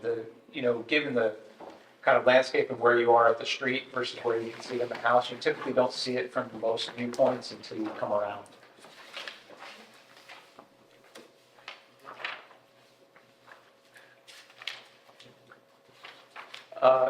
replacement windows, we're looking for full wood, double hung windows from Marvin, so they will match existing profiles and very minimal. Light frames will be primed and painted, ready for paint for the house colors we've chosen. If you'd like to keep going. This is the exterior. No, just the one that I've got dashed in red there. It's a double hung 1/1 wood window. That's, I believe, the exterior view of that. So what are these with the 4/3 tops? These are just the other images from the product brochure, but they don't apply. Just the other configurations you could have that window. But obviously, in our case, the existing windows and all the original windows are 1/1, so we're going to be matching that. We've got 3 locations for exterior lights. 2 are existing light locations on underneath the covered porch, which will replace the fixtures with this pendant shown above. We'll be selecting on the warm side of the color temperature at 2700 K. So they will stay warm and amber. And then on the back of the new addition, we're proposing a matching style sconce outside of the double French door leading out of the back of the house. Now you'll notice on the addition too there on that back elevation that the little kind of bay window bump out we did, it matches the proportions of the front of the house as well. So we're making consistent moves with the character of the house. Then here we get to our color selection. This is just some information from the National Park Service and what was typical at the time, either a 2 or 3 color scheme was very common for homes like this. We've selected a 2-color scheme. Those are the 2 images on the right. Our primary color being the smidgen, and then the secondary for trim and details being that mortar color on the bottom. We don't take paint colors. That's about Rhinebeck. At least they're not proposing black. They're not proposing black. Not gray and black, yeah. And then the proposed fence to kind of provide a backyard space for the kids. We're mostly looking to hide in a hedgerow and mostly screen off with planting. We're also proposing, you'll see in the detail, only like a 2'6", 30-inch high to go along with the reestablished porch railings, the kind of low profile, not very tall, just for kind of a security fence, and then with a gate through to the driveway. Will the cars be parked behind the fence or in front of the fence? Yes, so our site plan proposes a small parking area to the front of the fence just for guests, but the clients and the owners will be parking in the back portion and in the garage. So cars would not be readily available there. And then actually... But it's way behind the front plane of the building. Yes, absolutely. Here's the fence here. Yep. Your gate right here. And then actually, if you want to scroll further down, this one doesn't quite show the developed landscape plan. If we go to that next site plan that we had, just a few more slides down. Here we go, yeah. So we're looking to do mostly planting in front of that to also conceal and screen it. As well as if there were to be, they had guests and they were parked there, we're also proposing a little apple orchard in the front section of the lawn there, which would also are nice, medium height trees that would also help screen then cars from the street as well. Is the outdoor garden that's usually there going to be replaced by an orchard? Yes, that's exactly. If you go up to page 5, Jeff, you can see the top of the existing chimney. So that walkway doesn't lead to a stair up to the porch now? Or it doesn't? No, it doesn't. You can see right there, there's no stair in the front section of that. So they have a walkway up and it, Yeah, Just there what's there the are doors some there? buried stone, pavers there, but we're going to reestablish that path and then provide the stairs to it. that's good. All of this looks great. I think it's very, You guys always do a wonderful design. Nice stuff. This is fabulous. It's a very beautiful, very important house in the village of Rhinebeck. So just to confirm, Thank you you're guys adding for restoring one it. bedroom? It's really, really beautiful. We're not adding a bedroom.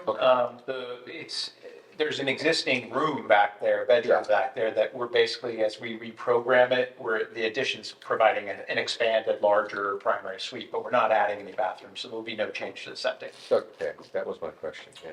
One of the bedrooms turns into an office, right? Yes, yeah, correct. So yes, actually, yeah, if you scroll down, we've got one more sheet, then these are I'm sorry, one more beyond this, should be the proposed plans.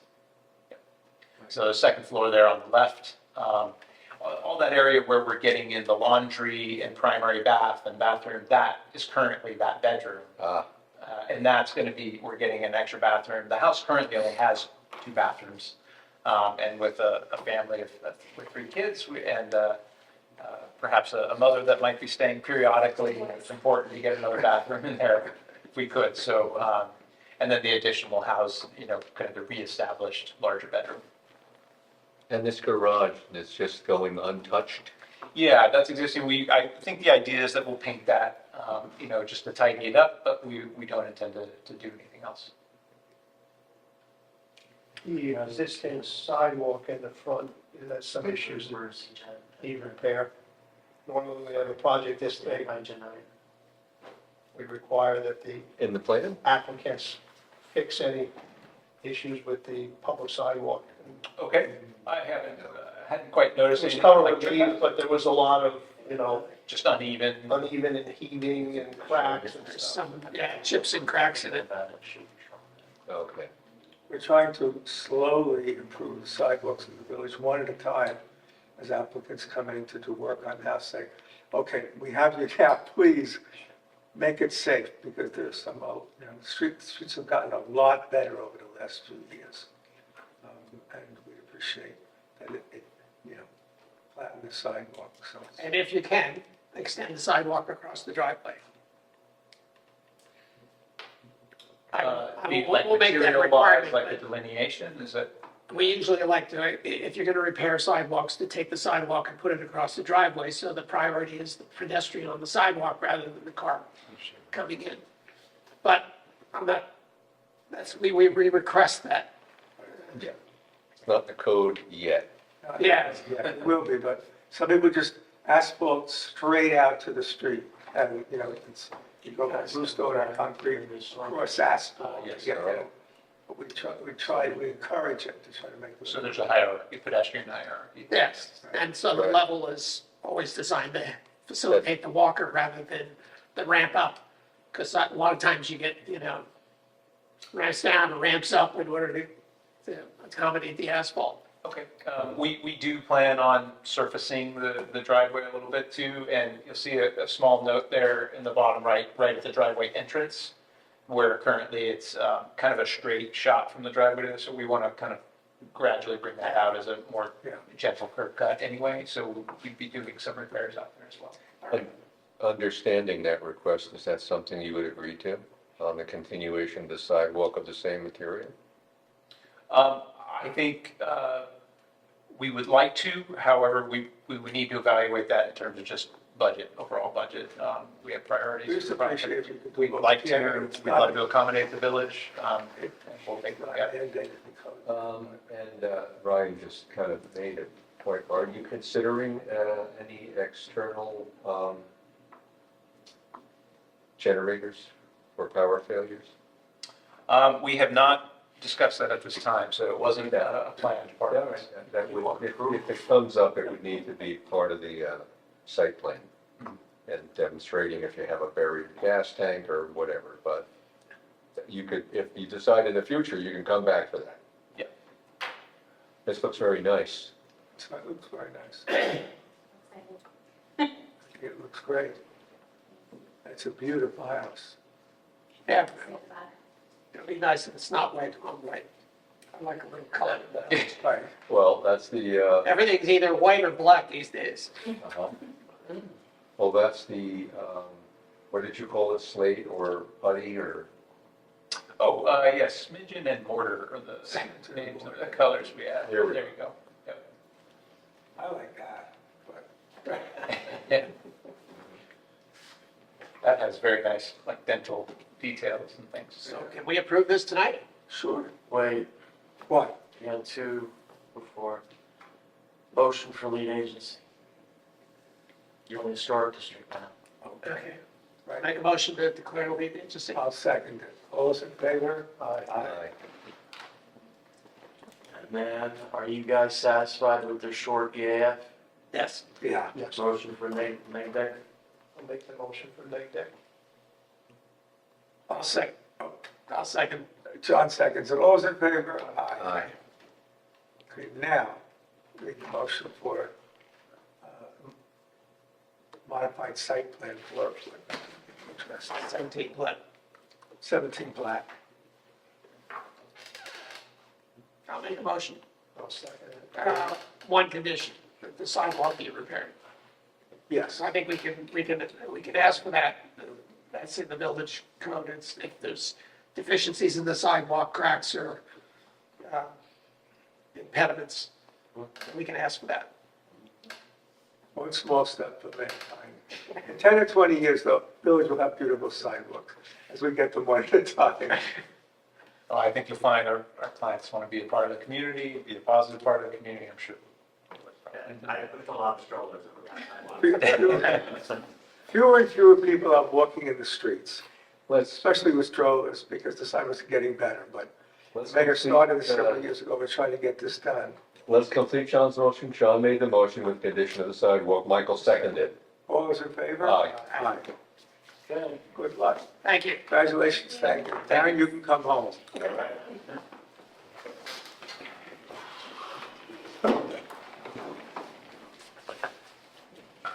My referrals to the building department. Yes, Mr. Chair, I have one referral. Very nice. Hold Very on. nice. Hold on, I need to write that down, return to the board. 7:47. Okay, back on track. Yes, Mr. Chair, once again, Mr. Kane at 49 North Parsons Street. This is the split house with the garage facing the street and the living quarters up above the garage. This is being referred because what Mr. Kane wants to do is the furring strips underneath the existing siding are rotted and the nails have rusted and are breaking. So what he would like to do is pull the siding off and replace the furring strips underneath and then put the siding back up. However, if there are pieces of siding that break or cannot be put back up, he wants to replace them like in kind. It's aluminum, right? Aluminum is on the second floor. That's going to be painted. The first floor, where the majority of the issues are occurring, is vinyl siding.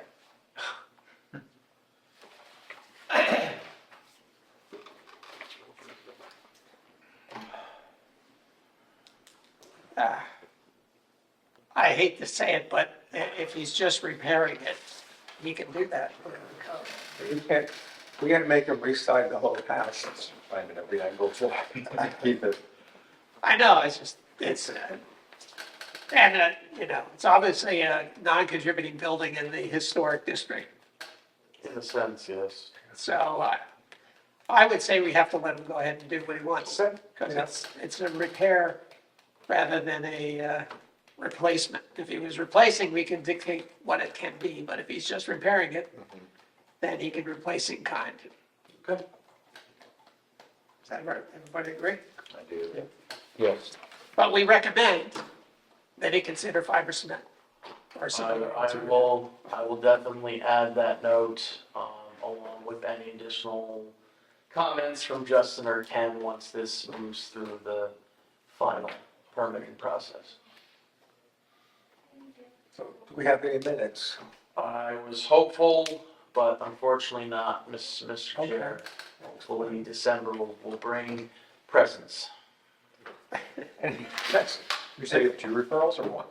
Just one, Oh, that's it. sorry. Any other comments? I mean, I think they did, I wasn't sure they'd be willing to redesign the whole building, but they weren't, so I thank you for pushing that. Honestly, it looks great. It really looks great. I think it's a much better solution. It is.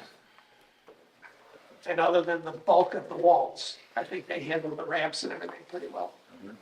The wall, even the front ones, especially the sides, the south facing Yeah. wall is massive.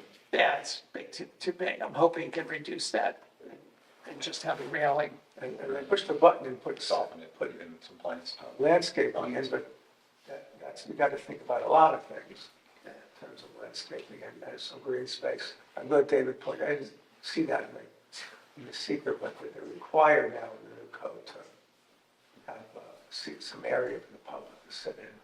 Yes, I remember seeing that in the code. It wasn't And precise as to how much or what, but some places. it's enough that we can sit and There request is it somewhere. one place by the bottom of the ramp in the handicap spot that has a curve that it goes out to the side of the street. It looked like it was cobblestone curve from the bottom of the ramp around. And that's an area that could maybe have some place in the handicap I spot. suggested that, I think. Yeah, or even just a huge planter, like oversized planter with a tree in it and stuff. There's some ways they can get it. And I think if they're digging up the whole property, it's their chance to put some plastic tubing around and then not have to worry about, until water restrictions take place. And which they just said no water, governor said no water in today. So tomorrow. And then they'll go back to, no water at restaurants unless you ask for it. But I watched the salt line has moved up from Newburgh towards Poughkeepsie. It's scary Yeah, for us. there's lots of water in the Hudson. We're not running out of Hudson River drinking water, But but it you're will be right. salty. It's not a river, high estuary, and if nothing comes down from Albany, it moves up. And Poughkeepsie, Hyde Park, and Rhinebeck get their water from. Newburgh had some major problem, their system failed, I was reading about it. I was looking at the salt on the USGS survey site, and they were able to tap into the Catskill Aqueduct. The city let them do that, so Newburgh has, but that water may stop, the reservoirs up there, I'm sure, are low. But down into the 70s, it should be, They issued a drought warning today in New York City. yes, I did, I know, that's the rain. Maybe Thursday we get an inch or so, it's not enough. That's your homework, everybody go home, do a rain dance. Well, the USGS survey is good, there's a little red dot that's been moving up the river, which is scary. Does someone plan to have a plan? I guess we don't have a plan, we don't have any desalinization equipment. It's a tower. I mean, That's not for the $6 million upgrade at the no, moment. Do you know about the Hudson 7? yeah, Yeah, so they're watching this carefully for short-term as well as long-term climate change issues. And, I mean, if the salt line gets up to Rhinebeck, we're having bigger problems. But part of actually the comp plan stuff is to come up with a plan in case the salt line does get all the way up to Rhinebeck. Yay! it has to rain and snow in Albany and north. I mean, it's gotta, so that the snowpack melts and feeds the reservoirs and the river as it, because there won't be much water coming down in the winter. If it turns cold and starts snowing, it doesn't rain. There's a drought in the winter when we have snow. When you screw with the climate, you Yeah. also get Well, deluge rainstorms sometimes, so. I was hoping that hurricane Take our would come to give us 4 inches of rain, I feel like we got a big one coming. but I don't think so. And, We don't want it all at once. so there is no climate anymore. It's all hope. On that note. We have a clown cabinet, so. Do you want to talk about the complaint we received about our recent approval? Yeah, I didn't get a chance. I wanted to look at the original historic window and the replacement. Was there much difference? There's quite a bit of difference. I mean, what they did was they you know, they put a bandage on it, essentially. They put the curb shutters or modified the shutters to be curved again. They moved them out of the freeze board. They put a piece of trim over a casement window that is in their bathroom. And, you know, we had sort of guided them to find a solution that aesthetically, But that's the way it was originally. no, it always had a window under, yeah. With True. the curve, but does the curve match the original? No. I don't think so. It matches in location Right, with in respect location, to but not the the house, art. but not all the detailing of Yeah. it. So it's a crude version of what was originally there. I think with the hope that someone in the future will change that, because what it does is stops that bathroom window from opening completely. Yeah, so they'll figure out something. Somebody's hand is forced the next time around, but it isn't the most, like, historically accurate Yeah. solution anyone's ever done. But I think when they came to us, we sort of, I feel like as a board, we were a little lenient on them because of the hardship they've been through. Yeah. You know, it was Well, I implied. looked at it, it's curved and Dad seems to have cut the shutters, it makes curved shutters. And the little mirror thing looks like it's a real transom, and so, you know, we did the best we could. Did you all contemplate putting a lien on the property for the next homeowners and fix? No, I don't think we knew that was the toolkit. I mean, that email came, that was the first I heard that we could put a lien on and require, I mean, it wouldn't be the future homeowners, they'd have to clear that lien prior to closing, so it'd be them. Right, and then, someone, I don't know, the village would hire someone to do it. Yeah, we would, let me do some research on that. Let me figure out what sort of the extent of your ability to sort of enforce in that way is. But I think we already approved it, so it's gonna be hard after the fact. No, I mean, Yeah, I I think just that. want, but future plans, instead of, being forced to accept a modified site plan. Well, I think you have a perfect opportunity right next door. Across the street. You guys just approved the porch for 19, that's literally across the street. Yeah. And they're gonna be coming back, even though it's the back of the house. So you guys have the opportunity to make sure, however heavy-handed you guys wanna be, you guys can be it. I don't understand what where So we're if getting you heavy wanna handed across the use street. these tools in a more strict manner, you have the opportunity to do so. You can do site visits, you can not necessarily just vote the night of, especially in the historic district, especially with these houses, if we are getting this flack after the fact of decisions you guys made. From people who don't know all the information that we know. They're just seeing something and then So reacting to do it. you, I mean, to be clear, This- Robert's been shouting at me for 6 months at this point, so. Yeah, well, we So don't do have the same law that he has down in Philadelphia to enforce. Which is much So, stricter. We have do a we very accept simplistic law. ignorance, or do you enforce accountability? I think we enforce the law as it's written. If they want to make the law stricter, the village board can in the next iteration. But what we have right now is very vague, and it's hard to, Sure. hard to be hard-handed. I think we try as best we can. And this one, I think, was a botch job. Yeah.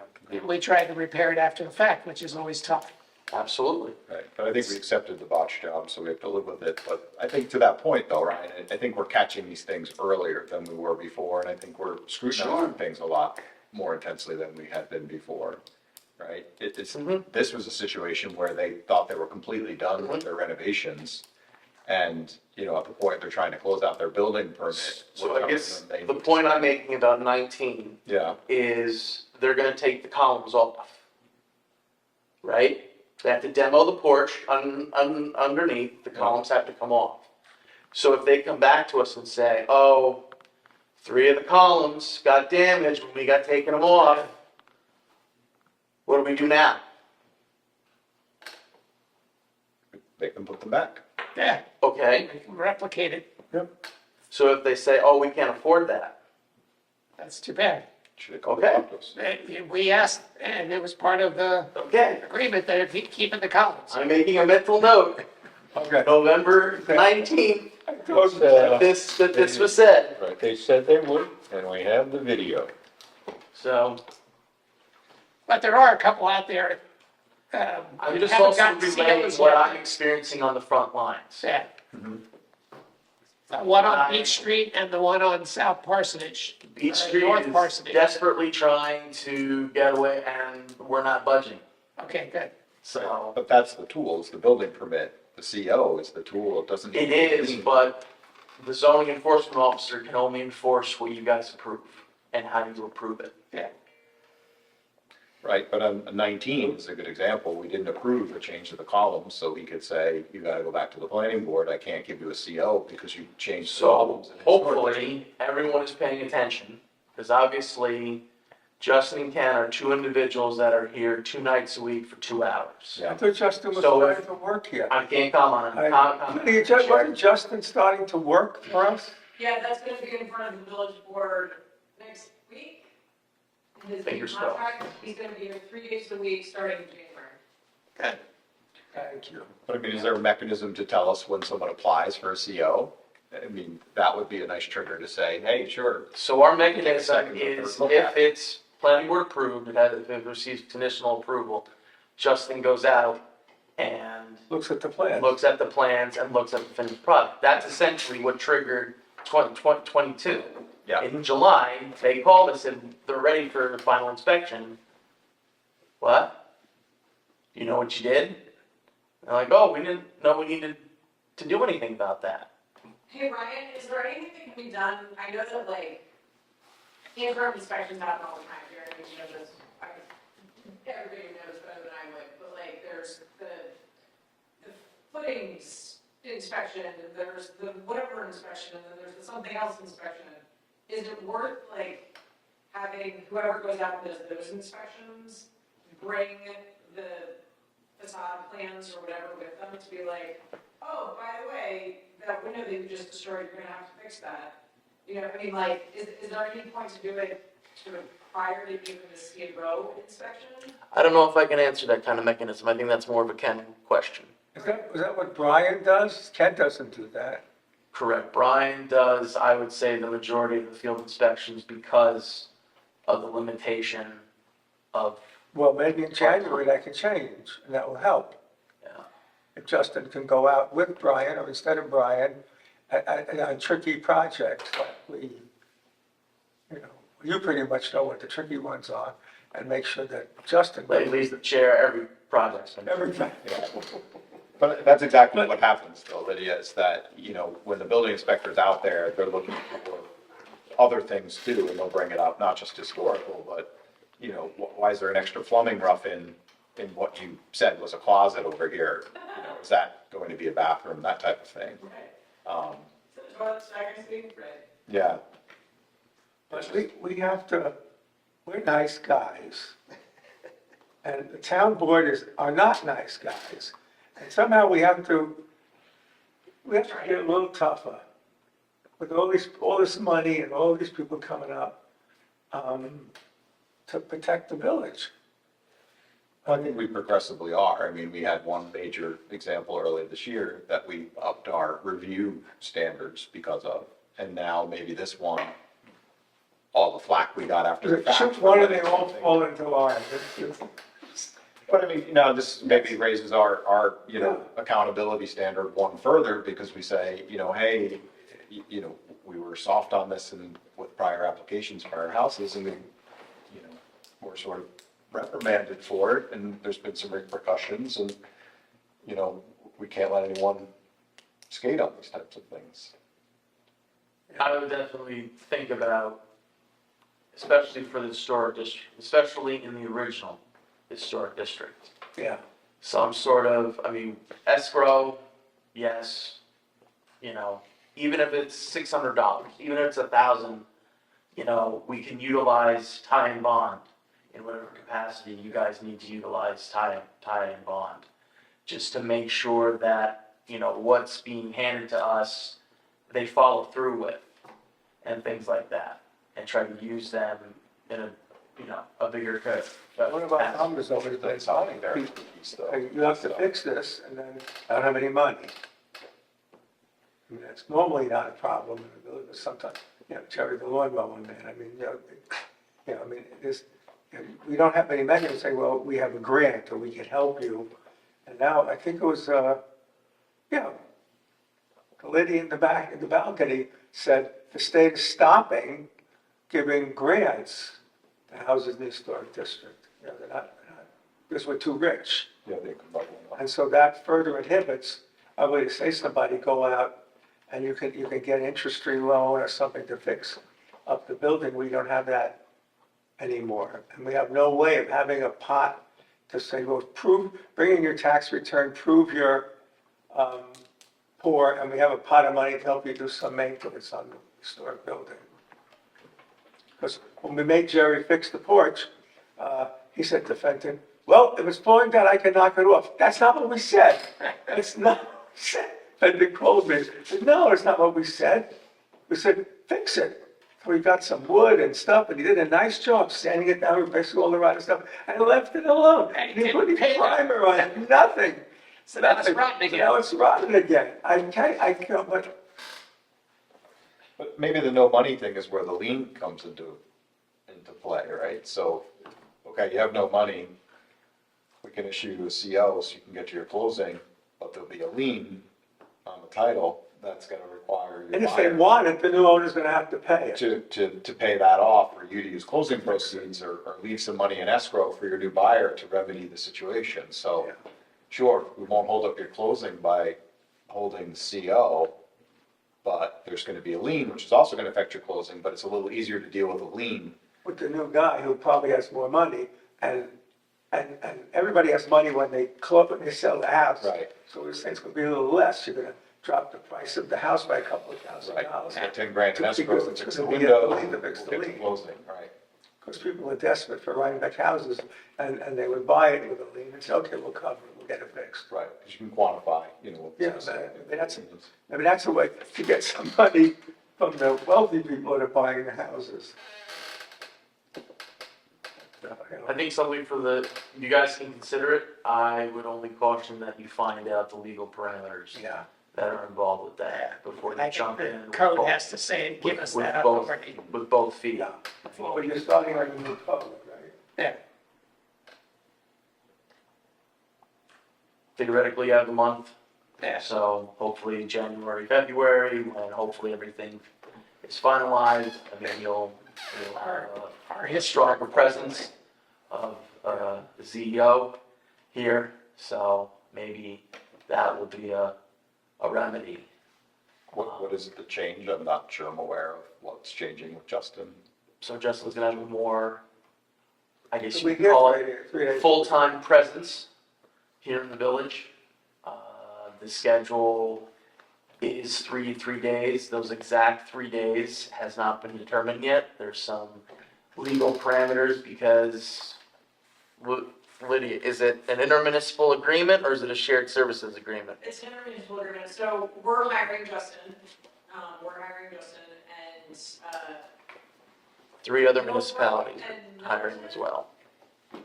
Millbrook is gonna get him 1 day a week, and Millington is gonna get him 1 day a week.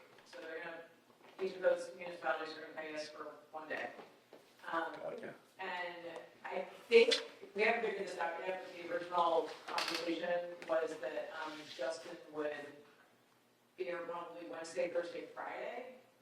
Unless we wanted him here like, I don't know, Tuesday, Thursday, Friday, but the Friday part was during the summer season to make sure that, outdoor dining and stuff like that was being enforced properly. No, since Penton left, we haven't had a sheriff. And, Michael would see something on his morning strolls.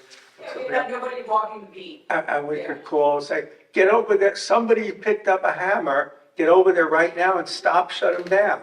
We haven't had a sheriff, and it'd be good to have even a part-time sheriff. One thing I wanted to ask Lydia while she's here is about the outdoor dining. All these places for the winter are putting up plastic sheds in So, front of their buildings and without any site plan approval. so that's, if it's a historic if it's in the downtown area, that's something that. So, speaking of our non-specific zoning code, we have a tent code. Technically, you're not allowed to have a tent up for more than, what is it, 6 months, Ryan? Yes, yeah. So Gigi's is in violation of that. The barbecue place is in violation of that. But Gigi's also got the tent sort of allowed as part of their site plan to sort of expand that outdoor dining. So there's a question at the moment of how do we enforce against Gigi's with this tent thing that was sort of approved as part of site plan, but is currently in violation of our tent laws. So that's a bit of a question at the moment. All of the other sort of plastic things that are showing up, that's, if they're not getting site plan or if they're not We getting did site not plan. approve those plastic window shades on the terrapin. That was Okay. like lattice work to make it Star feel. Building just like came up with a outside. plastic. There's plastic doors on the front of the terrapin. Great, then- thing. Ryan, bring it in. Look, have Justin or Ken look at the approved site plan and we show John, I them. didn't forget from November 5th, John. It's right here. I've got it. Okay. No, I think, I just wanted to ask Lenny, because there is, I think, the assumption Well, the that, problem is that the more we allow sort of Gigi's and the barbecue place and Terrapin, then other people are gonna say, oh, well, like these other places do it, and so why am I, you know? so that's part of what's going on. Yeah. And I said at the last meeting, Ken and Justin are trying to figure out a path forward. So essentially, if we go after one and they say, well, wait a minute, What about the other one? Gigi's is keeping their, why are you going after me? Are you going after them? yeah, So if we can't go after Gigi's because there's this gray area, what's the point in going after anyone else when they're all gonna finger point and say, why aren't you doing it to them what you're doing to me? But we technically approved the tent at Gigi's. We did not approve those plastic shades, which are hideous. I think that still needs to be reviewed by Ken and Justin, Look at Chair. the approved site plan, it's not there. The lattice work we approved, But yes, you are correct about Terrapin and not plastic doors. barbecue and Pretty to Think So's plastic, whatever you wanna call that. yeah. Yeah. So I think there is a way, I thought think there's a way to enforce the it all. Terrapin, not the Terrapin, the Gigi's was a temporary thing based on the pandemic, and it wasn't permanent. That was my memory, but Their site plan? Yes, you have to look at the site plan for Yeah, we'd have to look at it. expansion. Because one was approved, one part was approved and the other part, so that's why one part is open to the fresh air for a warm day and the other has tents and Right. flamethrowers in it. Well, we'd have to look at the resolution from back when it was approved. Yeah. So Justin getting more hours will help get to the I bottom. think Justin having more hours will create that bridge that we're looking for That'd be great. to address this. And I can definitely say that the 180 minutes or the 120 minutes that we all have, that we are using every single minute each Thursday when Ken and Justin are both here. Well, you and Justin will be here for 3 days, which is great. As long as everything goes to plan, yes, come January 2020, 2025. Yeah, we're voting on the contract on Tuesday. the question I had for you was that these plastic paraphernalia that are going up are not approved by the village board as part of the outdoor seating thing. No, no. Does that bypass the site plan? Yeah, no, the outdoor seating doesn't have any kind of structure associated with it. Yeah, all these things are not bypassing us or going to you directly. They're just not going to anybody. They're not going to just- anybody, they're just putting them up. Yeah, okay. Yeah. So I think with the ones that aren't even coming to your office, Ryan, I think those Pretty to Think So, I think that one we could drag in and be like, you gotta talk to someone. They put something, I haven't been. Like, at least all of these other people have some form of a site plan that we're trying to sort of interpret, but you haven't done anything. Smoky Rock doesn't. They For don't. their little bubbles, they don't have anything? No.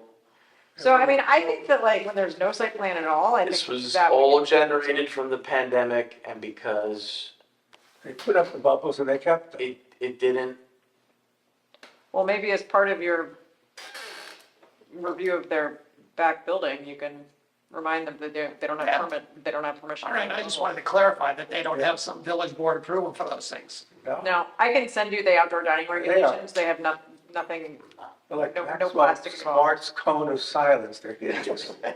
They're really.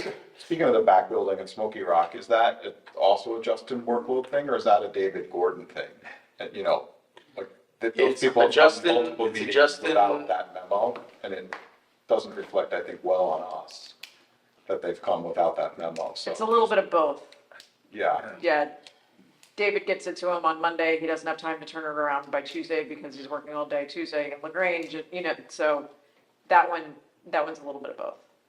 But David's had a lot of Mondays to get Yes. that out. Are we still waiting for that memo? Yeah. David, Right. David had a memo. I mean, they to pulled their just- applications. There is a but they memo. haven't had The memo, a memo exists. okay? It's been on everybody's desk for like 3 weeks now. A memo exists. It's gonna be sent out to you guys and KRC by Friday. Okay. So they'll be available to come next meeting. I mean, I just received, I hope you all saw it, I know a lot of emails came out, I just received the county's response yesterday.